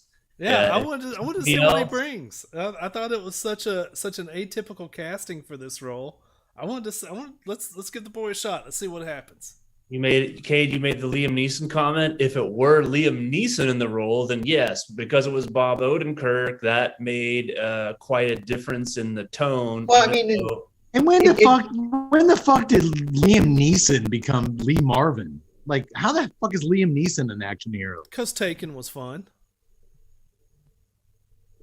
Nah.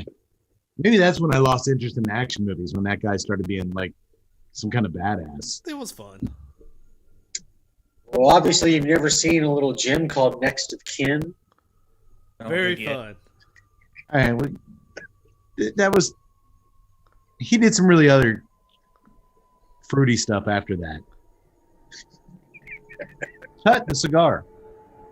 Yeah. Nothing still? Nothing. Man, you picked the wrong beer, dude. This is a delicious cigar. Yak's cedar, cream, mild cream, but that cedar and earthiness on the draw. Those floral and tea notes mixed with that spice, still medium spice on the nose. It is decreasing as the cigar goes on, that spice. But man, it's a wonderfully complex cigar. Am I right? It is. I can agree with that. Man, that sucks because I really like the beer too. Well, I'd give you another one, but I only got 3 from one of our flagship sponsors, Famous Smoke Shop. That is okay. You guys are you guys in the last third? You want to talk price point? Sure. Tut, what do you care? You're not going to get anything out of the cigar. $6.50. That's where I'm putting this. $6.50. $3. That's what I'm getting. $3 for that. Came in a pack of baseball cards. Yak Boy, are you in the final third? I am in the final third. Okay. I'll come back to it, just the final thoughts. But let's go ahead and talk price point because I'm used to paying, well over $10 for an Epernay, which that's been my favorite of the Illusione cigars. I think the one-off was in that ballpark too. But like I said, he also makes delicious Rothschilds, and he does another version, the Gigante, I think. Yeah. Which is a bigger version of his cheaper cigar, which is awesome too. Which is, I think, $5. So he does kind of broaden his catalog along different price points. But this, celebrating his 10th anniversary in 2016, I'm going to go to Cody, since he and I are the only ones that are kind of experiencing what this cigar can give. Yax, what would you guess on this one? 10th anniversary. I would just go $10. First of all, to survive 10 years in the industry is a success. But I'm going to roll in right around $13.50. $13.50. I'm going to go $13.51. You son of a bitch. Let's see where it lands. $14.66 is what we got these cigars for. Man, it's uncanny. I went. I guess I win. So yeah, $14.66. And Tut, I want you to seek this cigar out and get another one with a more favorable drink, maybe a gin and tonic. Probably not some gin, Tut. Or a glass of wine, because I think your experience will be completely different than with the Russian Imperial Stout. And I've had other Illusion cigars. Like I said, the Epernay is a fantastic cigar. So yeah, I definitely don't slouch the cigar. This isn't the cigar's fault. It's just not made for this beer, and this beer is just bootstepping it all over the place. I think if we were doing a big oily broadleaf bastard that was bringing in the heavy Ligeros, you might be the winner tonight, Tut, but you're the loser. And please remember, just give me the goddamn kitty cat bracelet. Give me the goddamn Imperial Stout. Please remember, folks, when purchasing some fine Illusione cigars from FamousSmokeShop.com, to use your new favorite promo code, TNCC20 at checkout. TNCC20. It will knock $20 off your purchase of $100 or more. Doctor, $20 off $100. That's like 20%. That is exactly 20%, sir. Point two.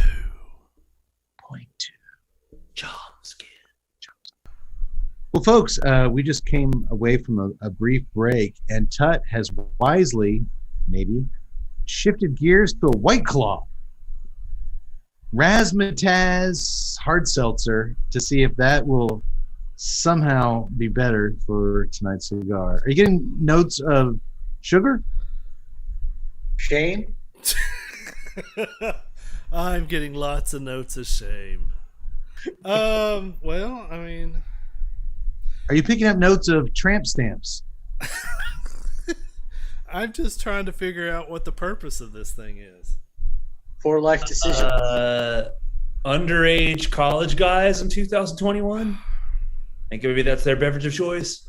I don't think that's going to be the answer to your pairing riddle, but I could be wrong. Maybe that'll help bring out in the final. No, I think you're right. I think you're if that's all you got, it. hey man, that's all you got in the fridge. That's all you got in the fridge. We don't judge guys for what they keep in their fridge. No, I've got water in the fridge. Can you guys believe that he has a White Claw in the fridge? It's my wife's. Thank you very much. Oh, well, that's fine. She's never going to say a harsh word about your wife. She's a lovely woman. Bad taste in beer. It's not a beer. It's not a beer. It's a malt beverage. Is it a malt beverage, Jens? It is. Oh. Technically, they're trying to recreate basically, club soda and liquor, but they can't put liquor in the can. So it's a malt beverage. Well, And I'm not But judging. not as good as malt liquor. I feel a little Well, sick. the doctor and I are connoisseurs of the finest of malt liquors over the years, from Mickey's to Steel Reserve to Old English and King Cobra. We've tried them and enjoyed them all. I have not had a White Claw. I will say I have on occasion, not in quite a while. I have gone for the Four Locos to see what all the buzz was about. I got buzzed. What was the Blue Raz, Doc, that I took one for the team? I drank the Blue Raz. Blue Raz was a Steel Reserve. Was that a Steel Reserve Blue Raz? That was pure antifreeze. Drank a couple of those and called the doctor. Couldn't remember my own name. But you're used to that. Color antifreeze. You're used to that, doctor. All right, we'll Tut in the final 30-year cigar. Let us know if that White Claw raspberry. I think the damage is done. I think you're right. At home, after this massacre on the bus, Becca's way Hutch, and she begins sewing up his wounds. Just like old times, Hutch says. So she clearly knows of his secret past life and is aware of the illusion, like tonight's cigar, that he's been presenting to everyone else. He tells her that he misses her, and he was thinking earlier how we haven't embraced in far too long. My God. I actually rewound that line to see if he actually said it the way I heard it. And did he? I've been thinking how we haven't embraced in far too long. Who the fuck wrote that line? And why did Bob Odenkirk agree to say it? It is a terrible line. I can't believe, as a comedian, he said it with a straight face. I think that there's part deep down Odenkirk loved saying that line because he realized just how bad it was and just the fact that he said it. Oh yeah, a guy named Are we, Derek. well, I mean, guy are we named looking Derek- at this the wrong way? Was this really? No, it's not satire. It's not satire. Yeah, on the no, genre. it's meant to be straight. It's meant to be straight. That's where you were going, Yax. It is not satire. It's been so long since we've embraced. A guy you know named what I'm Derek- talking about, right? I'm talking about sex. It's been so guy long named- since I've stuck my pee-pee in you. That would be Odenkirk. He says, my pee-pee doesn't even remember what your woo-woo looks like. That would be something. I can't remember the last time I was in your no-no square. But no, he doesn't say that. A guy named Derek Kolstad apparently wrote that line, and shame on him, and shame on Odenkirk. He's a hell of a writer. He should have spoke up and demanded something better. If you're playing this as a straight film, you could just say that's terrible writing. We got to do something else. Hutch also says they haven't had sex in months, and we haven't made love in years. Well, seeing him all manly with his cuts and bruises does the trick. Because guess what? All of a sudden, Becca's removing the great wall of pillows from the middle of the bed later that night. That's right. All he had to do this whole time was damn near get himself killed Mrs. by a Hutch, half dozen Russian. tear this pillow wall down. All he had to do was almost get himself killed by a half dozen Russian mobsters to warm up his wife's panties.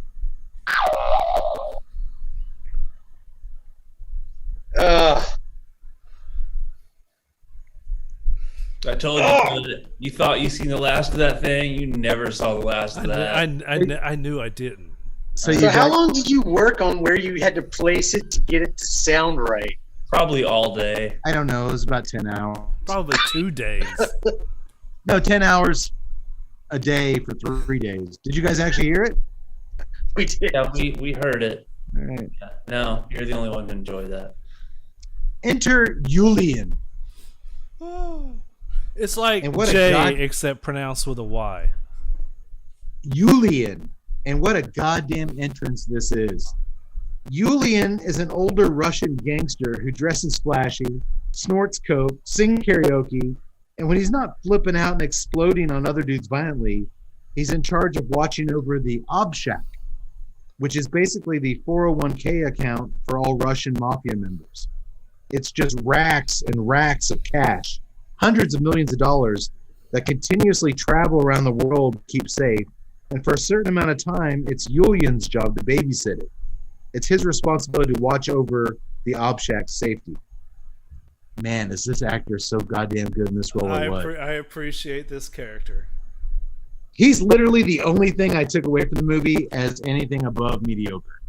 This guy rocks. This guy is casting. I think you're way too harsh on the movie, but I don't think you're wrong on this. Well, and I can say this much as we always say, what good your hero can only be as bad as your villain.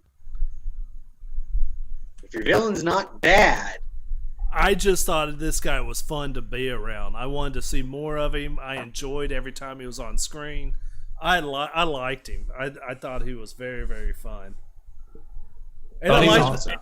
I just don't share. What's interesting is we all apparently like Julian, and I do not share Cade's thoughts about the rest of the movie.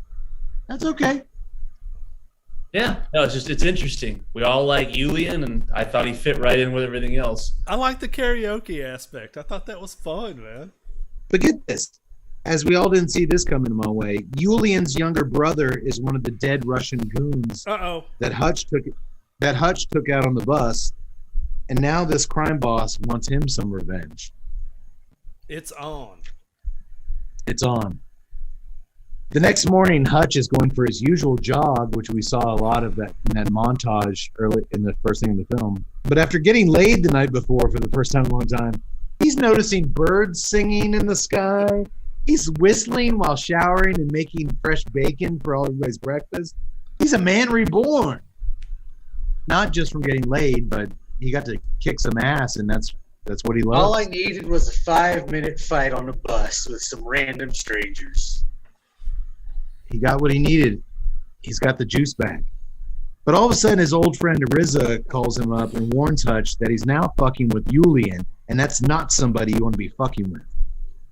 He begs Hutch to go see the barber for more info, and after work that night, this is in the morning when Riza calls him, but he goes to work, works all day, and that night on the way home, he does indeed go to a barber shop downtown that's filled with dudes with machine guns and a smooth British accented guy getting a close shave. He's the barber, and he's been waiting for Hutch. Apparently, he's been waiting all day for Hutch, because that's when the RZA told me to go there. He's been getting a close shave all day, just waiting for Hutch to walk in the door. Because, get this, Hutch is like, what do you know about a guy named Julian? And resting on the barber's lap is a file folder on Julian. Which you would think like one of the guards would be over there. It's the guy you were talking about. He's coming in. Give me the folder. He's coming here. All right, get back in the chair. Get the shave going again. Shave right now. Shave. But I've been shaving you for. Do it again. Do it again. This scene was so fucking stupid. I get that they wanted to add some layers and sub-characters to Hutch's other world of espionage and all that, but it was so lame. And it didn't make any logistical sense. This guy just was perpetually... fine. This was his former handler. This is giving him the dossier on the dude. I had no problem with this. Just hangs out at a barbershop all day long getting shaved. Plus, I like the actor who was playing the barber. The barber shop was like too slick and clean and modern, and The guy, everyone wearing it suits. was straight out of John Wick. John Wick has all those interesting characters. If you had just gone to like a barber shop, like just a couple of chairs and some old dude cutting hair, that would have been much cooler. Just a little barber shop. Thank you. Yeah. You're not going to walk into this place where you apparently have to cross 20 yards to get to the chair. Go to the barber shop. You mean this cavernous room? And there's two dudes with Uzis standing there guarding the guy getting his. I mean, who walks into this barber shop? Hey, I need a haircut for this evening. No, not your place. It made no logistical sense, but we'll move on. Meanwhile, across town, Yulian is utilizing one of his trusty, sexy Russian hackers to track down Hutch using his Metro bus card. Hey, we can find the guy in the bus because he had to use a bus card, so she gets to work on the computer. She immediately uncovers what nursing home his pops is at, and then sends some racy dominatrix pics to a guy at the Pentagon, blackmailing him into delivering some info on Hutch. And get this, when nothing comes up on the computer, access denied, top secret, this doofus just goes down to a dark basement of the Pentagon with his cell phone flashlight on and finds a random cardboard box with a bunch of files on Hutch and his true identity. Well, I love how the fact that, there's no security for this. I got no problem with this, man. I can tell you and Doctor are fine with it. I get it. Different strokes for different folks. It raises some questions. This shit happens in a Steven Seagal movie. People call it out. So we should call it out just as much, if not more, in this movie. Because I believe that's just the funny thing. I don't call it out in a Steven Seagal movie. I don't sit there but and be I believe, like, you know what? I came to watch this movie to watch some guy kick his ass. But this scene with them going to a dark room in a Pentagon sub basement just fucking totally just brought me out of it. I am like, kick some ass and let's have fun. Something about nobody gave me the impression that it thought it was better than a Steven Seagal movie. And this is one of the scenes where I was like, no, you're not. You're not better than a straight. It is better because it actually doesn't have Steven Seagal. Well, personally, I like Steven Seagal movies. Well, now he is a Russian. Yeah, he's a Russian citizen now. He's our enemy now. Pretty much, but I guess I didn't read enough into this or do background research. There was nothing that was making me think that this was like pooing Seagal movies and saying, "Oh, we're so much better. Watch this." It was just like, "Hey, we've got Bob Odenkirk and we're going to kick some ass." Well, at least the first 4 or 5 Seagal movies didn't have anything this lame brain in them. The classics. This was straight out of John Wick with the barber scene. I've only seen each of the John Wick movies once, and I think each one in succession was not as good as the previous. But that's what Tut said. John Wick with Bob Odenkirk. That's what I thought this was. Those movies are silly. They're outlandish. They're over the top. They're crazy. And I thought this was the same thing with Bob Odenkirk. That's what I thought. I never got the impression that, oh, this movie thinks it's better than a Seagal movie. It's better than a Seagal movie. I just thought it's as Tut says, John Wick with Odenkirk. But that's. Well, I'm gonna get to why John Wick with Odenkirk, in my mind, should have been something different later. We'll get to that. Real quick, Yaks, I'm gonna switch wines. I have a little cigar left. I'm gonna bring out my reasonably sized wine glass that's as big as my head. And I am going to sample the steak and potatoes Cabernet Sauvignon because a little bit from now, our main character, Hutch, is going to be enjoying some steak and potatoes in a nightclub, and I thought that would pair well. Good pair. And again, you said, Yaks, you said you couldn't find anything on this one. But what did your Quickie Mart? And by the way, I could clerk. If I wanted to, I could pour the entire wine bottle into that glass. But I won't because I'm classy. You just poured it in there, didn't you? I did. That's why we can't see the glass. Hey, at least you're using a wine glass. Around here, you get this regular glass. It is also a Cabernet Sauvignon from California, Yaks. Also a 2018. No tasting notes from the CVS sommelier. It tastes like steak and potatoes. No, I learned my lesson, Doc. Thank you very much. I am a malleable human being. When I have a bad experience, I go elsewhere. I actually got this from Walgreens. My apologies. Oh, and you know what? It is less sweet and a little bit drier. I actually prefer the steak and potatoes to the simple life. A I can Cabernet, agree. I sir? do like a dry red. I can tell you're a man who likes a dry red, sir. And with these orthopedics, you'll be drinking that dry red comfortably on your feet all day long. How did you know I picked up some Dr. Scholl's inserts while I was there? And maybe a box of Junior Mints. Don't judge me. We have a special today. Buy 2 bottles of the steak and potatoes Cabernet and get a free family-sized bag of combos. They were pretzel combos. What was that one hotel we went to where they gave us like a complimentary bottle of wine and we were just like, yes, Oh, that please. was Orlando. They gave us 2. That was the one gave us- barn smoker I went on. Yeah, they gave us a bottle of wine, and being the gracious guest I was like, well, there's 4 of us. And so they gave us another bottle of wine. I think they're like, here, we don't want this rot gut. We grabbed $6 to 7-Eleven. Here, have some steak and potatoes. God, it was the steak and potatoes Cabernet Sauvignon. Drink all this piss you want to. No, I'm picking up tannins of You're picking up Well- cannons? That's a good sign. well-worn leather, possibly Indonesian leather. Dark cherries, maybe blackberries as well. And a no-no square. Perhaps boysenberry. And perhaps a touch of boysenberries. Oh, And good. you know what? Don't hold me to this. And a touch of boys' berries. Tut, stay out of my no-no square. There is drink it just a hint of huckleberry. Very nice. Very nice. And on the back end, a little bit of Smurf berries. Oh. And this will be the last episode we ever drink wine on. Hey, we kind of glossed over him, and probably for a reason. But I do want to ask about our favorite Black Russian in this movie. We did gloss over the block. Is that actor the same guy who played in Death Note? He played like No. the guy No, that he's was not. going after him? Okay. No.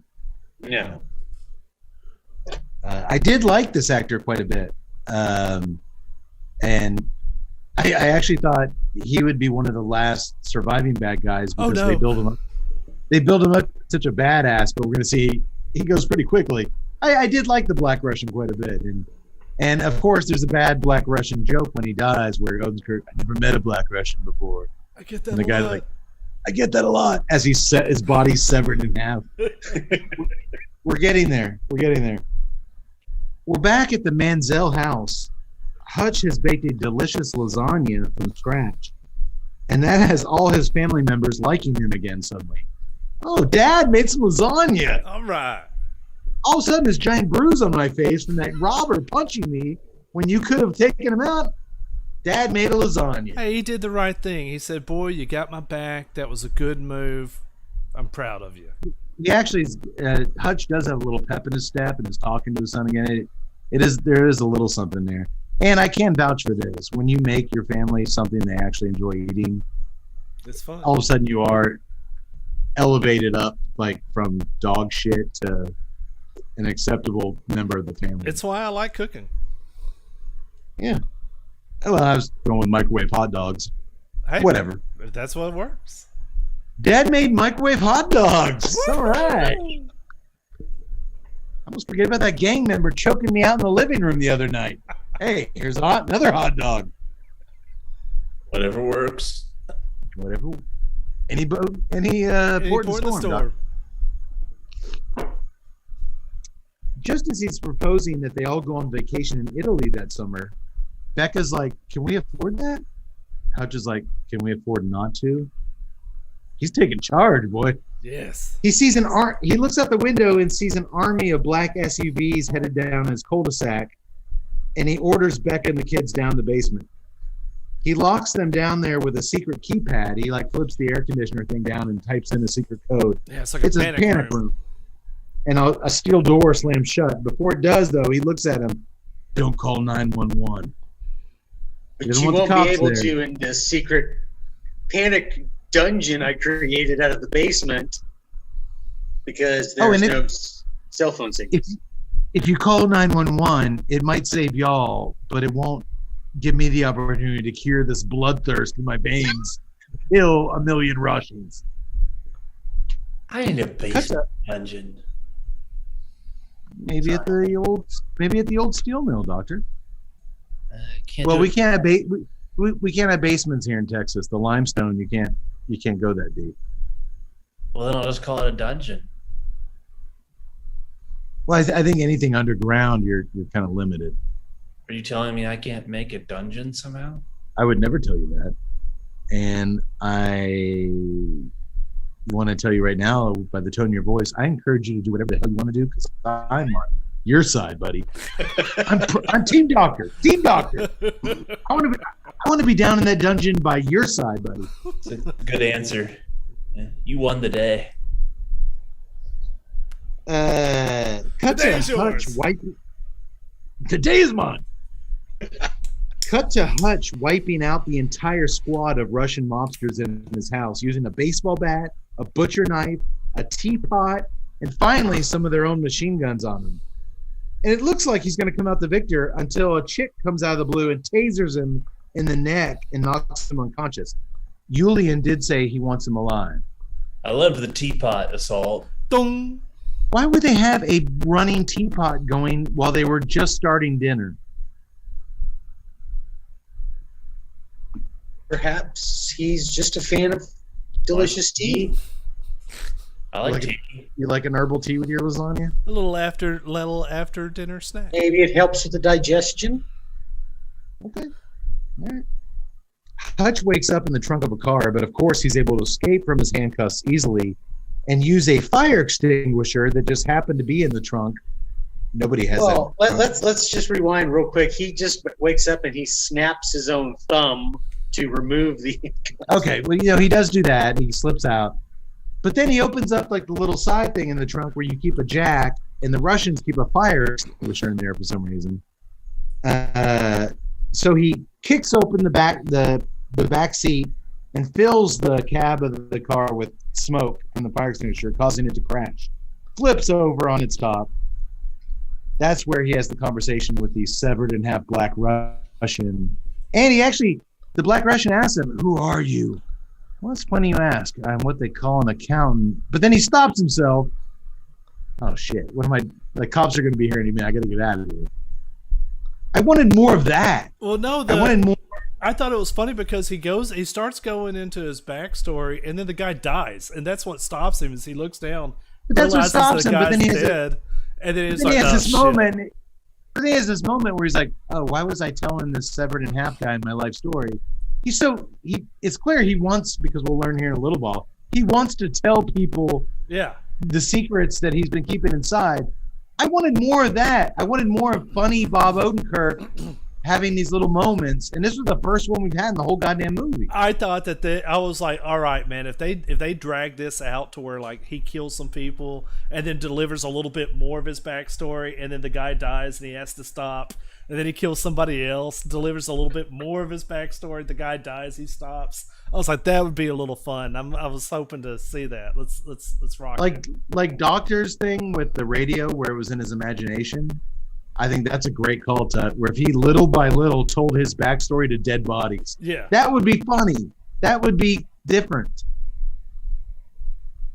I think their real intention was to do it without that. No, it was. You're absolutely right, Doctor. It was to play it straight. Okay. Hutch runs on foot back to the house where he leads his family out of the basement. And past all the dead bodies, he does cover his daughter's eyes as he leads them through the living room. He puts them in the family sedan. Once again, sorry, son. Fuck you. You're man enough to see all this. Well, no, I'm getting to that, Tut. And Becca drives the station wagon with herself and the kiddos to safety. Dudes, as much shit as that kid gave his dad after that home invasion. How do you not have a scene here between the two of them when he just saw 12 dead Russians that his dad kicked their ass? How do you not have a moment here? It's begging for it. Dad, what? Dad, tell me. Dad, what was that? Dad, what? Nothing. We get nothing. That was a total lost opportunity. Doctor, even you could agree to that. Sorry, buddy. Never occurred to me. Tuttle? It didn't occur to me, but hearing you say that, yeah, that would have been a great little scene there. Why else have the kid give him so much shit if he can't have a moment of redemption and see his dad's a badass and acknowledge it and they talk about it? Or just a look, like a quick look of or just anything. Anything. They don't even show. I think it would have actually been kind of hilarious had he just looked at the son and be like, "Listen to your mother." Okay. Yeah. Okay. You missed an opportunity there. Sure. All right. I think Yax is right. Like, Dad, I don't want to go with Mom. You'll do what I say. Okay. Yeah. Missed opportunity. I'll go along with that. Stay off the goddamn cell phone. You got it, Dad. like show him respect his dad for the first time in his life. That's a great opportunity to do that. Well, that or it would have been more. I think if he had been like, "Dad, am I going to get a new baseball bat?" Yes. I look. I broke it in half and I stabbed that Russian in the face with it. I'm going to get you a new bat. I'm sorry. It never occurred to me, but I can see that as a missed opportunity. Okay. Hutch takes 4 dead gangsters down, drags their bodies down the basement and props them up on his couch in his man cave so he can tell them a little bit about himself and his past. This falls in with Tut's thing, where it would be awesome if he just told it all to, which here he does. He tells it all to. And wasn't one of the guys still alive? One of the guys was hanging on for dear life. But by the end of Hutch's story, he's dead. He pours a glass of bourbon, he puts a record on the stereo, and he relays a tale of the one time he didn't pull the trigger on his intended target during his long career as a government assassin. The man pleaded for his life, swore that he would change. He would go, back, what do they say, from a wolf to a sheep. A wolf back to a sheep. He would totally change his ways. For some reason, Hutch believed him and let him go.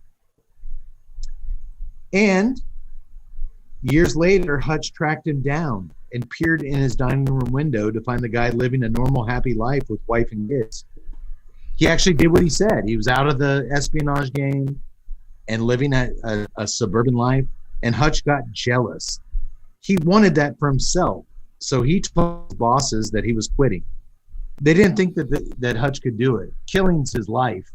It's all he's ever done. They didn't think he could actually do it. And as evidenced by Hutch's actions over the last few days, they were right. Like, this shit is inside him.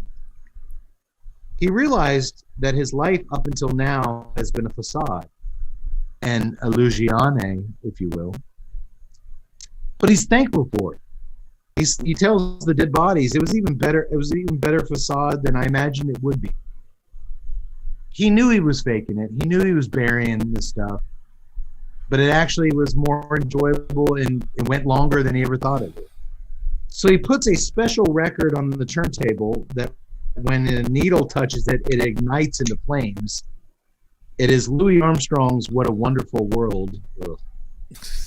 And then he leaves the men to die as he designed the basement to get as hot as 3,000 degrees, which is twice as hot as needed to burn bone to ash. He tells them, they're not going to find your bones in this place. I've designed it that way. Doctor, there's no way they're bouncing back from that. My God, no, there's going to be nothing left of them. You could fit what's left of them inside an ashtray. There'll be no trace of the remains. Their Russian mommies will never have a problem. My God, those communist proletariat mothers of theirs will never find the remains. Sad. They were probably just more upset because he was just burning his entire record collection as well, which was pretty extensive. He didn't seem that was unnecessary, didn't it? Yeah, there's a lot of good records down there. He didn't seem too attached to anything. He grabbed a few family photos on his way out of the house, and that was it. He steals his dickhead neighbor's muscle car, the Charger, pops in Pat Benatar's Heartbreaker. A Dodge Challenger. which is a better muscle car. Oh, a Challenger. I'm sorry. I don't know my muscle cars. And he peels out of the cul-de-sac. He's out of there. Across town, Julian sends 2 goons to kill Hutch's dad at the nursing home. But just as they creep into his room and pull their guns on the sleeping old man in front of his television set, he reaches up, sticks his finger between the hammer that's about to fall on the pistol, and then he pulls up his sawed-off double-barrel shotgun and blows them both away. Okay, this scene was actually great because What a Wonderful World by Louis Armstrong, that sad, depressing song, is still playing from the last scene. And it led up to thinking, oh, they're going to kill his dad, and that's going to be really sad.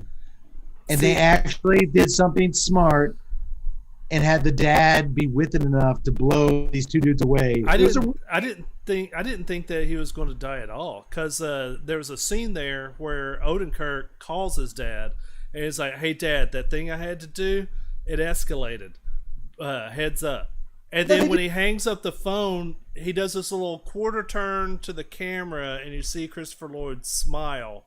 And I was like, "Oh, it's on, motherfucker! Dad's about to get in." I honestly thought he was going to die, and when he didn't, I was like, "That's awesome." And I will say this: Christopher Lloyd has mastered that cockeyed smile Yeah. to a point to where it's his trademark. And you're right, Tut. When you saw that smile on that phone call, foreshadowing, you took that smile the right way. I just heard that music and I'm like, all right, now they're gonna kill his dad and he's gonna be really pissed. I love that they didn't, and I love that he blew these 2 dudes away. That was a fun scene. Here's where I want to talk to you, Doctor. You actually watched this movie with your dad. Yes. By the way, I was with Tut. I never saw Christopher Lloyd dying. I knew there was going to be something where he was good. I wouldn't have been surprised if he got up and started like Bruce Lee kicking ass. I knew he would. But dude, from this point on, the dad-son relationship kind of has some cool moments, and they're like-minded history, and it's a much closer bond than Hutch has with his own son, stuck on his cell phone, obviously. But dude, I have to imagine not having a dad. This had to be a really cool action movie to watch with your dad. It was. I never made any analogies between the father-son relationships in it at all. Well, no, I mean, you and your dad are nothing like Hutch and Lloyd. No, just, but I mean, just any of it at all. And also, like, Christopher Lloyd does a real good job of looking really old and decrepit up until the point where he starts whooping some ass. And my dad's pretty fit, plays golf 2 or 3 times a week. So, no, I think my dad really enjoyed the movie, and I did too. So he liked it. Yeah, he really dug it. He had wanted to see it for a while. So while I increasingly seem to have seen everything with this the way Tut did, we seem to be in agreement on just about everything. There might have been something to my enjoyment where my dad was enjoying it, so I enjoyed it. But I liked it. But I think everything up till now that we're kind of in disagreement about, where you're liking the film, is because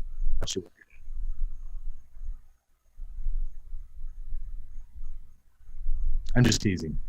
Actually, honestly, in all seriousness, I didn't hear what you said. You cut out. Seriously. I'm sorry. I attributed everything you liked about the fact that you're watching it with your dad, and then I said I was just kidding. Oh, okay. I didn't. There was a brief snippet there where I didn't catch it. Okay. Well, there. I said something nice about the film. I like this little scene with his dad in the back. Speaking of A Wonderful World, which is playing over all this, you know what cigar I think is wonderful, Ted? Is it going to be a Drew Estate cigar? Because they're pretty wonderful. They are pretty wonderful. Can you guess which one? I'm going to guess the Hera Esteli, the Miami. Man, you're good. Oh, you know me. Unlike Hutch's kids, you know me. I'm, of course, talking about the Herrera Stoli Miami from Drew Estate. Crafted by Level 9 Cuban rollers and famed El Titan de Bronze and Caliocho, the Herrera Stoli Miami line is expertly rolled in a lavish Ecuadorian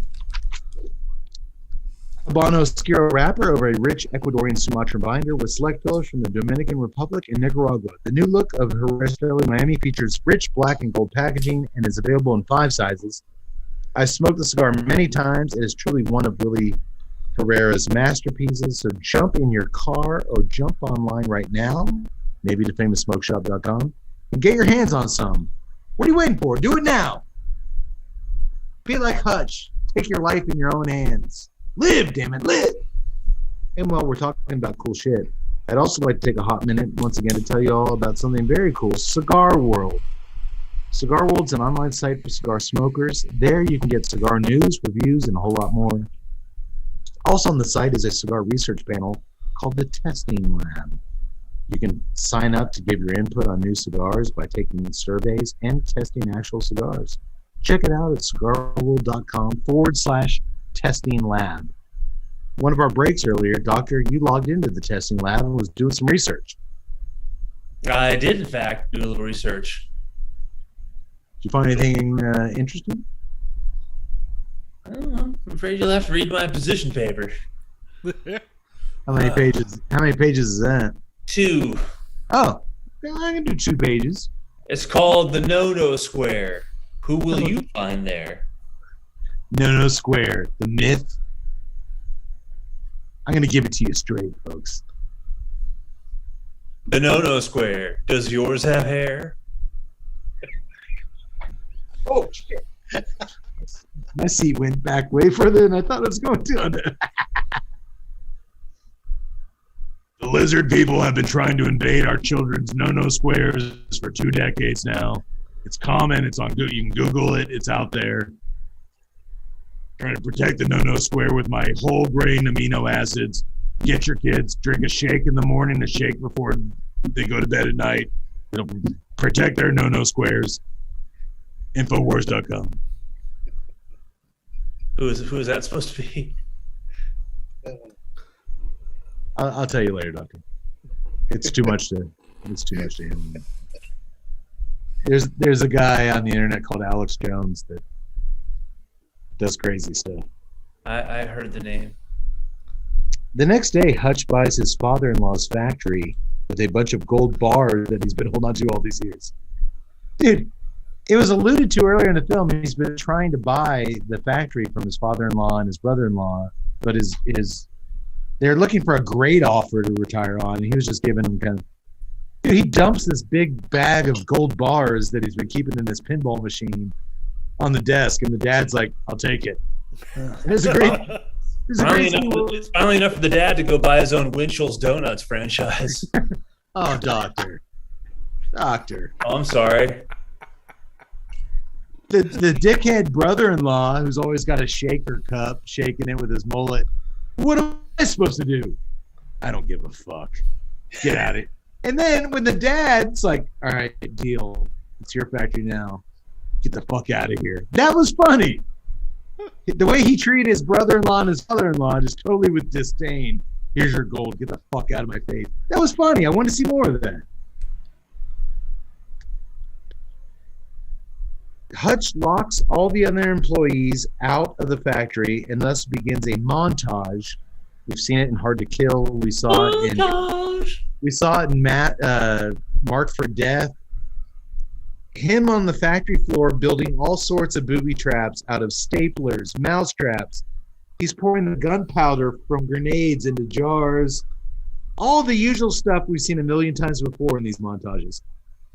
Then he drives over to where Julian is keeping the ob shack, that giant, enormous room full of money. And while Julian sings karaoke on stage in a club nearby, he's singing Andy Williams' The Impossible Dream to Live. But here's the thing. This movie fucks up. They actually play Andy Williams' version. I wanted to hear Julian singing that over this shit. Yeah. I wanted to hear a Russian version of The Impossible Dream over. That would have been good. Yeah, that would have been a good little shot. Yes, let's hear Julian singing. but we don't hear him sing it, which was a huge mistake. Hutch single-handedly kills every one of Julian's men who were guarding the pallets of money. And then he replaces the water in the building's sprinkler system with gasoline and torches the billions of dollars set aside for Russian mafia's retirement. Can't go back. I just really wanted to see sort of how he investigated where to find the Russian 401k. I mean, oh yeah, we never just actually known that it was in a warehouse, or yeah, we did he never go to actually. another tattoo parlor. We went into another tattoo parlor. Where's the Ob Shack? It's at this address. Yeah, I don't actually. That's a good point, Yax. Yax, you and I are.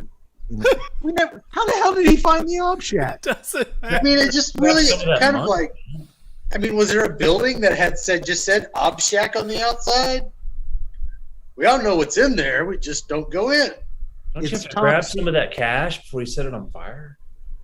Well, I don't see why he didn't keep a couple of those gold bars, and I also didn't see why, if he's so miserable in his goddamn life, he obviously had those gold bars from his years as an assassin. I think he took them from the guy who he spared his life, because that guy stole $3 million from the army in Italy.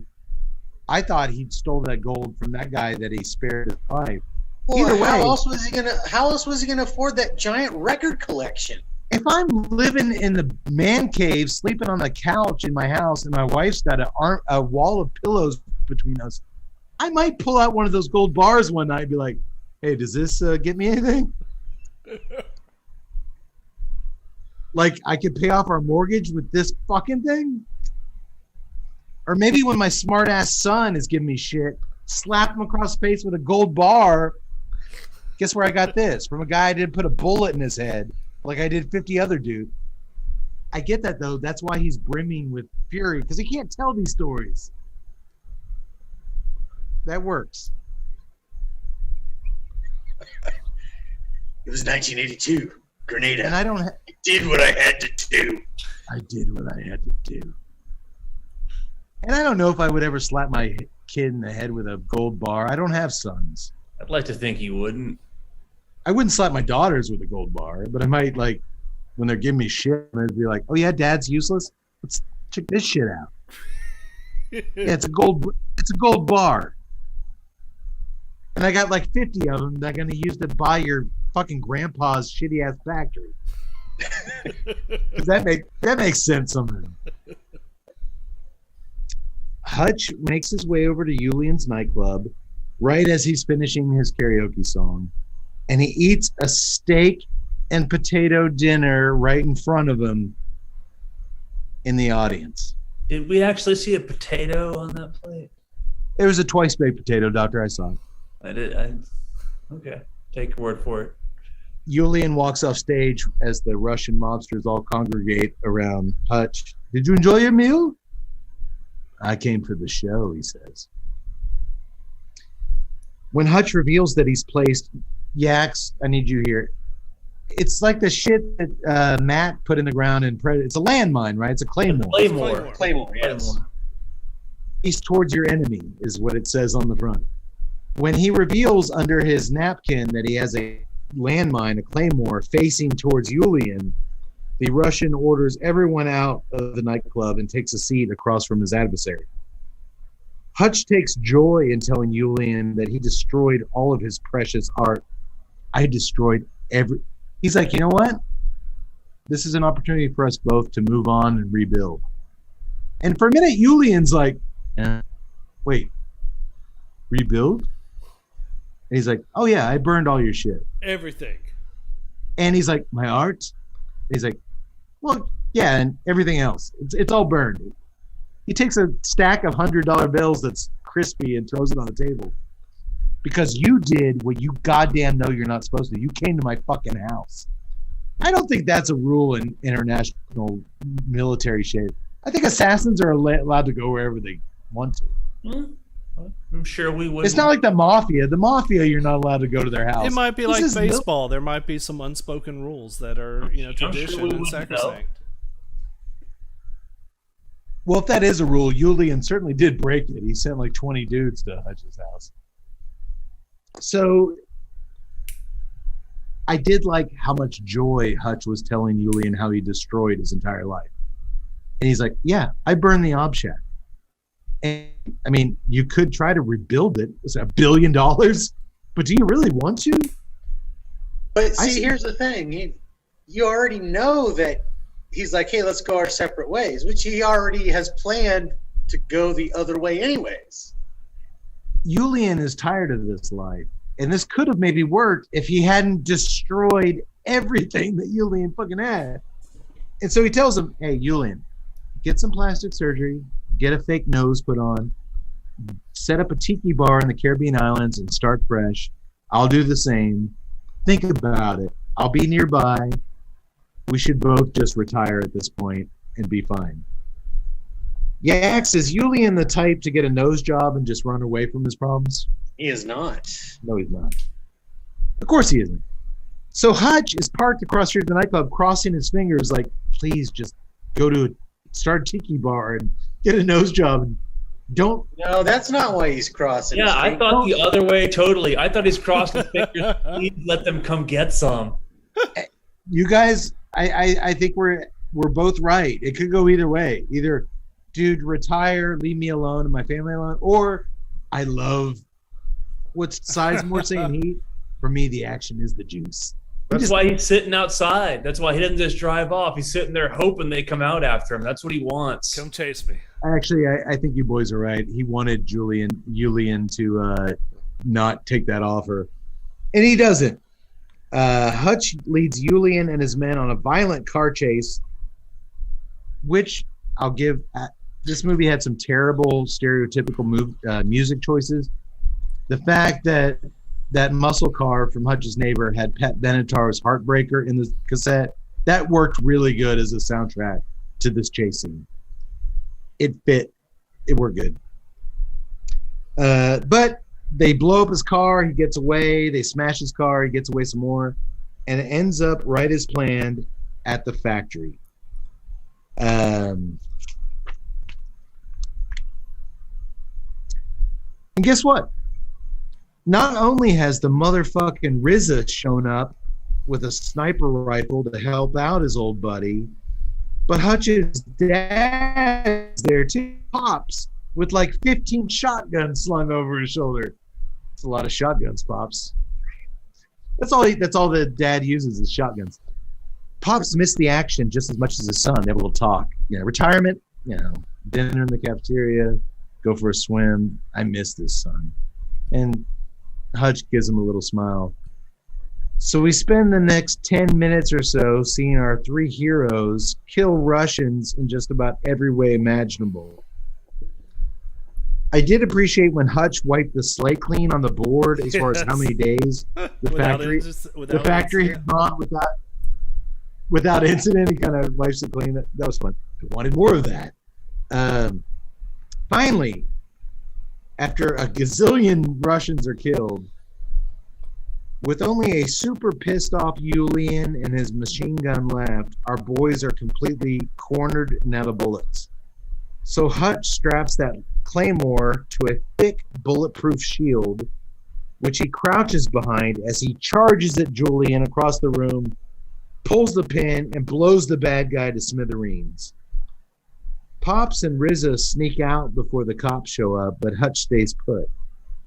He's taken down to police headquarters where, under interrogation, he smokes a cigarette and pulls the factory kitty cat from his bloody jacket and feeds it a can of tuna that he took from the cafeteria. I'm sure, Tut, you got a big boner from that scene. I did. It was a sweet scene. He took care of the cat. Which he should. He's a hero. But Hutch isn't under interrogation long as the two hard cops interrogating get a cell phone call simultaneously from the higher-ups. You got to cut this guy loose. He's a nobody. So he goes loose. We then cut to 3 months later where a fully recovered Hutch and his wife Becca are home shopping in a new city in a new state. The realtor gets a phone call, and it's from an unknown number, and they say that they want to talk to Hutch. He takes the call, says nothing, and when he hands the phone back to the chick, Becca recognizes that look on his face, and she asks the realtor with a knowing grin, "Does this have to come with a basement?" The end. Yay. But not really. A little bit into the end credits, we cut to an old RV being driven down the coastline. RZA is behind the wheel and Pops is riding shotgun. Pops still doesn't believe that the RZA took 3 dudes with 1 bullet back at the factory. You have to believe it, but it actually happened, RZA says. The old timer asks why they couldn't just fly to meet up with Hutch. What? With this luggage? RZA laughs, and both guys look behind them in the RV at the sea of machine guns and other weapons of mass destruction that are filling up the motorhome.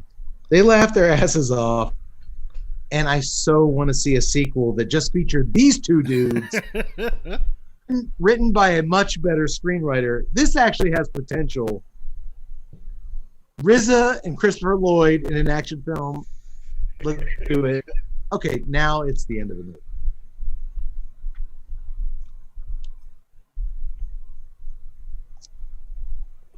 Well, you boys kind of got where I was coming from in this movie, and I think Cody, you kind of you kind of saddled with me on a lot of things. I think Tut and the Doctor were steadfast and where they kind of held this. I will say a little bit of backstory. Bob Odenkirk trained for 2 years for this role, not only to get in the physical shape necessary, soft comedy writer, but also with MMA fighters to make his fight scenes choreography realistic. And I commend him on that. He did really good. He pulled this shit off. He also brought a bunch of personal baggage to the role, as his family home in Los Angeles was victimized by not 1, but 2 home invasions over the years. Twice, Bob Odenkirk's family had been broken into Oh, wow. by home invaders. And he's talked openly about what an emotional toll that took, both on his marriage, his family, and especially him as the father.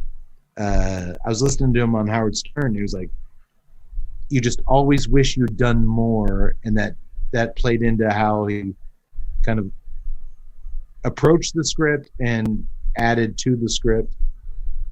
So my thoughts are my final thoughts. Maybe address the story in a different way than we've seen a million times. Use Bob Odenkirk's brilliant comedic brain to come up with something smart and different with the action genre, rather than just let him play fantasy cosplay Charles Bronson for 90 minutes. I'm sure it was cathartic for him after what he went through in his personal life with these home invasions, but as an audience member, more times than not, I was just bored. I'm like, you've got this brilliant dude who went through this. Couldn't he come up with some kind of spin on this that was different and funny, but still kind of tackled what he needed to tackle? I get it. I like pizza movies as much as anybody, but as one of my favorite film writers, Tim Lucas of Video Watchdog, said, this movie is stale pizza. It's shit we've had before. It's been sitting out. It's nothing new, other than it has a non-action guy in an action role. I wish Bob Odenkirk would have done something really cool with this concept. And well, I wish they had sprinkled the comedy. They had their few little moments, but I was hoping they could have those just little bits more in there, even though they're trying to keep that action tone. And Die Hard had more one-liners and correct and comedic bits. But Lethal Weapon had way more comedic bits than this. well, and here's someone who is, truly, more comedic in that he would know how to use that and where to put it. But the one thing I really wanted to, with the title of the movie being Nobody, I wanted him, and I thought it was funny, like every time he started to try to tell someone in the beginning, they got killed or they died, and I was really hoping that would kind of, in other words, you wouldn't really get the full story about him, and so at the very end when he says I'm nobody. So you were kind of on board with Tut, where you wanted him to try to tell his story to dying people, but they would die before he could finish it, so he had to tell it to the next dying person. That would be fun. But I mean, like that. I think that would have been, one of those moments where you could have that humor where, he starts saying, "Look, I'm doing this," and look over and the guy's dead. Like, ugh. Well, Like I said, he's kept all this pent up, and now he's trying to get it out, and the people he's trying to tell keep dying. I think that Because he we're killed a them. little bit challenged because we're very knowledgeable about movies and we've seen just a crap ton of them. Especially action movies. I had a friend who was talking about the new Chris Pratt movie, the Tomorrow World or Tomorrow War, and he was just like, it's every action trope, every sci-fi trope. There's nothing original about it, and I was just like, well, the problem is that you're like me. When it comes to sci-fi and action, you have a voracious appetite and you consume it all. You watch it all. Well, we've got decades of watching this material. It's got to be really original to be something that we haven't seen before. We can't extrapolate from the movies we've seen before. So at this point, I don't know if people are going to be able to surprise me anymore.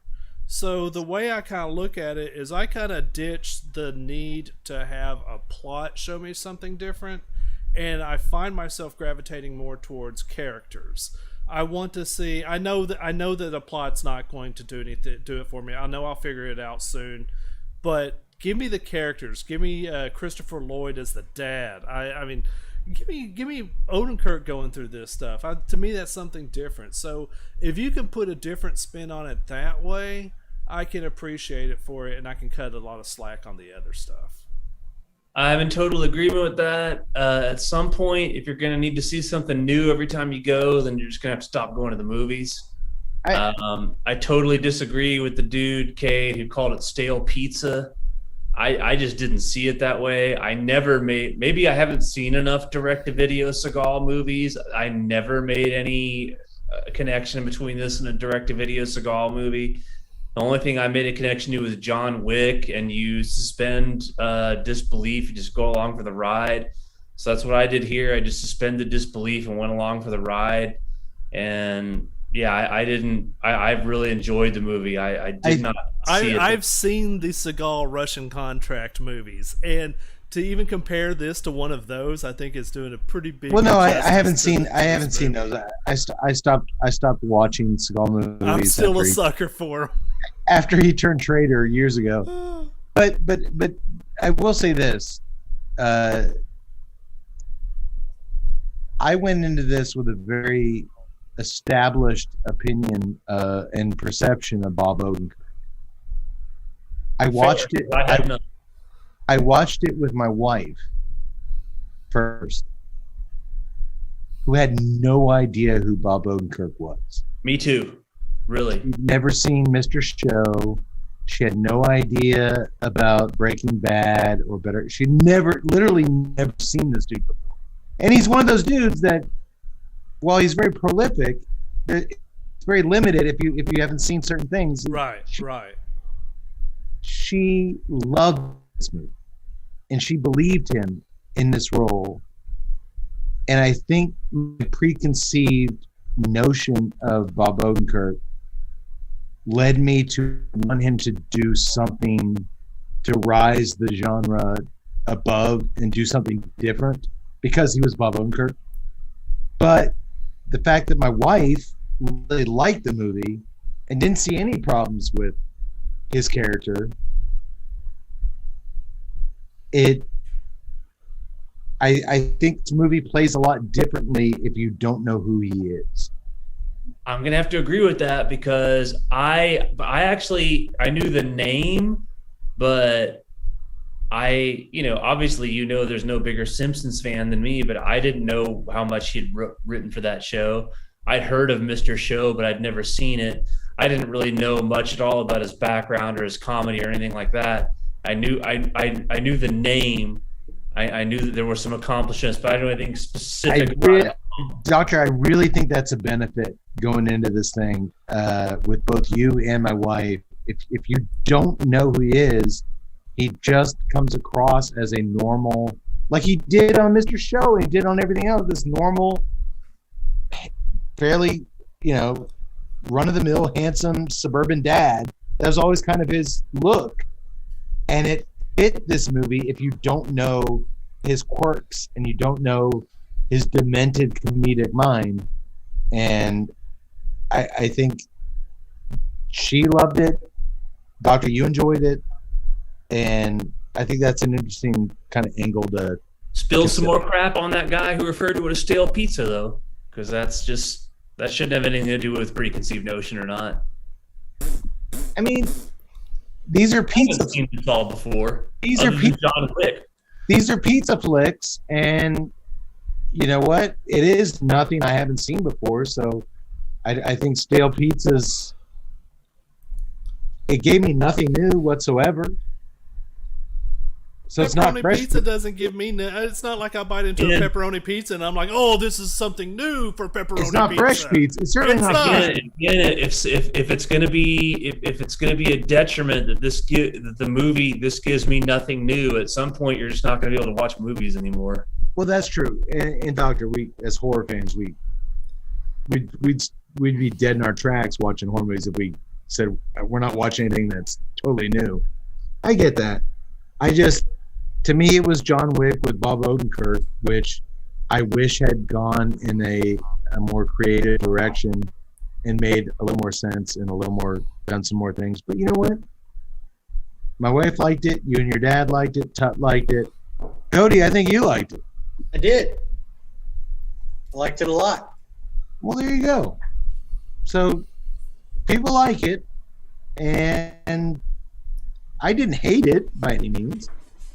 I just thought it was a weird watching a straight up action flick with a dude who I always kind of treasured his comedic mind, and he ignored it. But it was still fine. It was fun. I think we all give thumbs up. I will say shout out to the cinematography on the movie because there was some really cool scenes. There was some really cool edits. There was in the car wreck scene where the Black Russian dies. There was this great scene where they don't show the explosion that flips the car, and they cut to a completely blank canvas where it's just a street scene, and then you see the car tumble into the frame. Yeah, it knocks the street light out. Yeah, I was like, man, that's really, really cool. You didn't have to show me that explosion, and yet it really carried. There was also a really cool scene on Julian's introduction where his Range Rover goes past the nightclub and you hear him be like, "You passed it, you fucker!" And they jump a curb and they come out, and in no cuts. Yeah. The car U-turns, comes, and then he gets out of the car. Same shot. It's all still no cuts. Gets out, walks across two cars in traffic that almost hit him. Goes in the nightclub. Yeah, good sequence. Says, hey, snorts some coke like that. No, technical wise, the movie is really good, and the fact that they gave this kind of budget and this kind of firepower to an action movie involved gives me a little bit of hope that people still. It's kind of like when we talked about Destination Wedding. To give a Hollywood budget millions of dollars to a movie where only two actors talk, it gave me a little bit of hope for Hollywood. You ignored all the tropes and you just put your faith in Keanu and Winona, and I was like, wow, I can't believe they did that.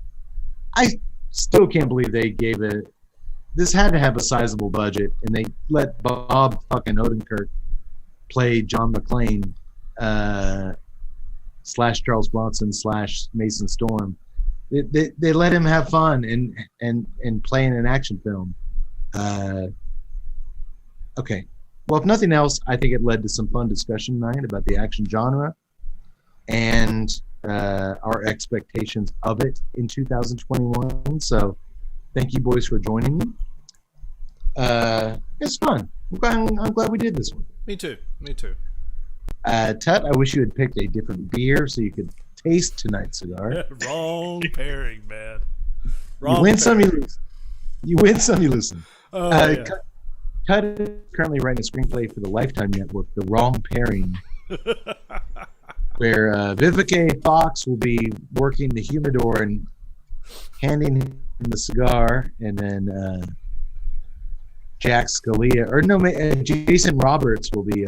It's got to have Roberts. Yeah. He'll have Eric Roberts working at the microbrewery, handling the Imperial Stout. The wrong brewer. I'm disappointed that I'm not the criminal mastermind in this, but it's all right. We'll talk about that later. Well, we'll talk, Doctor. We'll talk. But no, trust me, in the Axe, we got a lot of cool stuff in the cigar, and this happens when I just go crazy willy nilly with what we're drinking tonight. But it was kind of fun, different. Yeah. I'll probably flip flop, and next episode I'll be like, beers. We're all doing beers. It's hot as fuck in Texas. I'm drinking some beer. I have no backbone, guys. I will flip flop, and we'll probably go back to beers. Anyway, before we cut people loose, Tut, links. 1 second, please. Dude, Todd has just let his Doc Brown hair flow. Great Scott, TNCC listeners, you have to get to Instagram at TNCC_podcast. You have to go to Facebook, Tuesday Night Cigar Club. Then you should go to Twitter at TNCCcast. Then you might want to go to, please, for the love of God, subscribe to the YouTube channel. YouTube TNCC_podcast. And then if you want to buy a cigar, listeners, you can go to Famous Smoke Shop banner. Click on the banner. It'll instantly put in the promo code TNCC20 and give you 20% off. Hey, is that 20.21 gigawatts? That is 0.2 times whatever you're going to buy. Gigawatts of savings. That's about all I got. I don't think you got to half the lengths, but I know how hard that. Well done. I know how hard that ponytail is to contain, and I respect the shakeout. Thank you. So, folks, we can only pray and hope to whatever your God is that Meatballs 4 becomes available for streaming again over the next 2 weeks. If you're out there, Buddha, what's the Muslim guy? Allah. It's getting dangerously close to blasphemy. Free Britney and free No, Meatballs 4. I didn't draw Allah. If I drew him on a cartoon, I'd be in trouble. But sorry, was that out loud? yeah, but no, God or Jesus, whoever you pray to, pray that Meatballs 4 comes back onto streaming services, because we're gonna have a great fun show with that. I think probably leading up to the big Drew Estate event, D25, we're going to have Joe Grow on either the next show or the next one. That'll be fun. Get to reconnect with our homeboy Joe. And then soon after that, it'll be our March to Halloween. All right. Always fun. Our long march to Halloween. Nothing but horror films. Nothing but good times. But you know what? I had a good time tonight. So thank you, boys, for joining me. Thank you, Doctor, for drinking gin and tonics. Thank you, Yak Boy, for clearing out your fridge. Thank you, Tut, for bowing down to your Russian overlords and drinking your Imperial Stout. And I'm going to finish this wonderful steak and potatoes wine. That's not that great, but it's okay. And we'll see you next time. So in the meantime, remember this. Don't ever forget this. May the wings of liberty never lose a feather. Sayonara, motherfuckers. See you next time.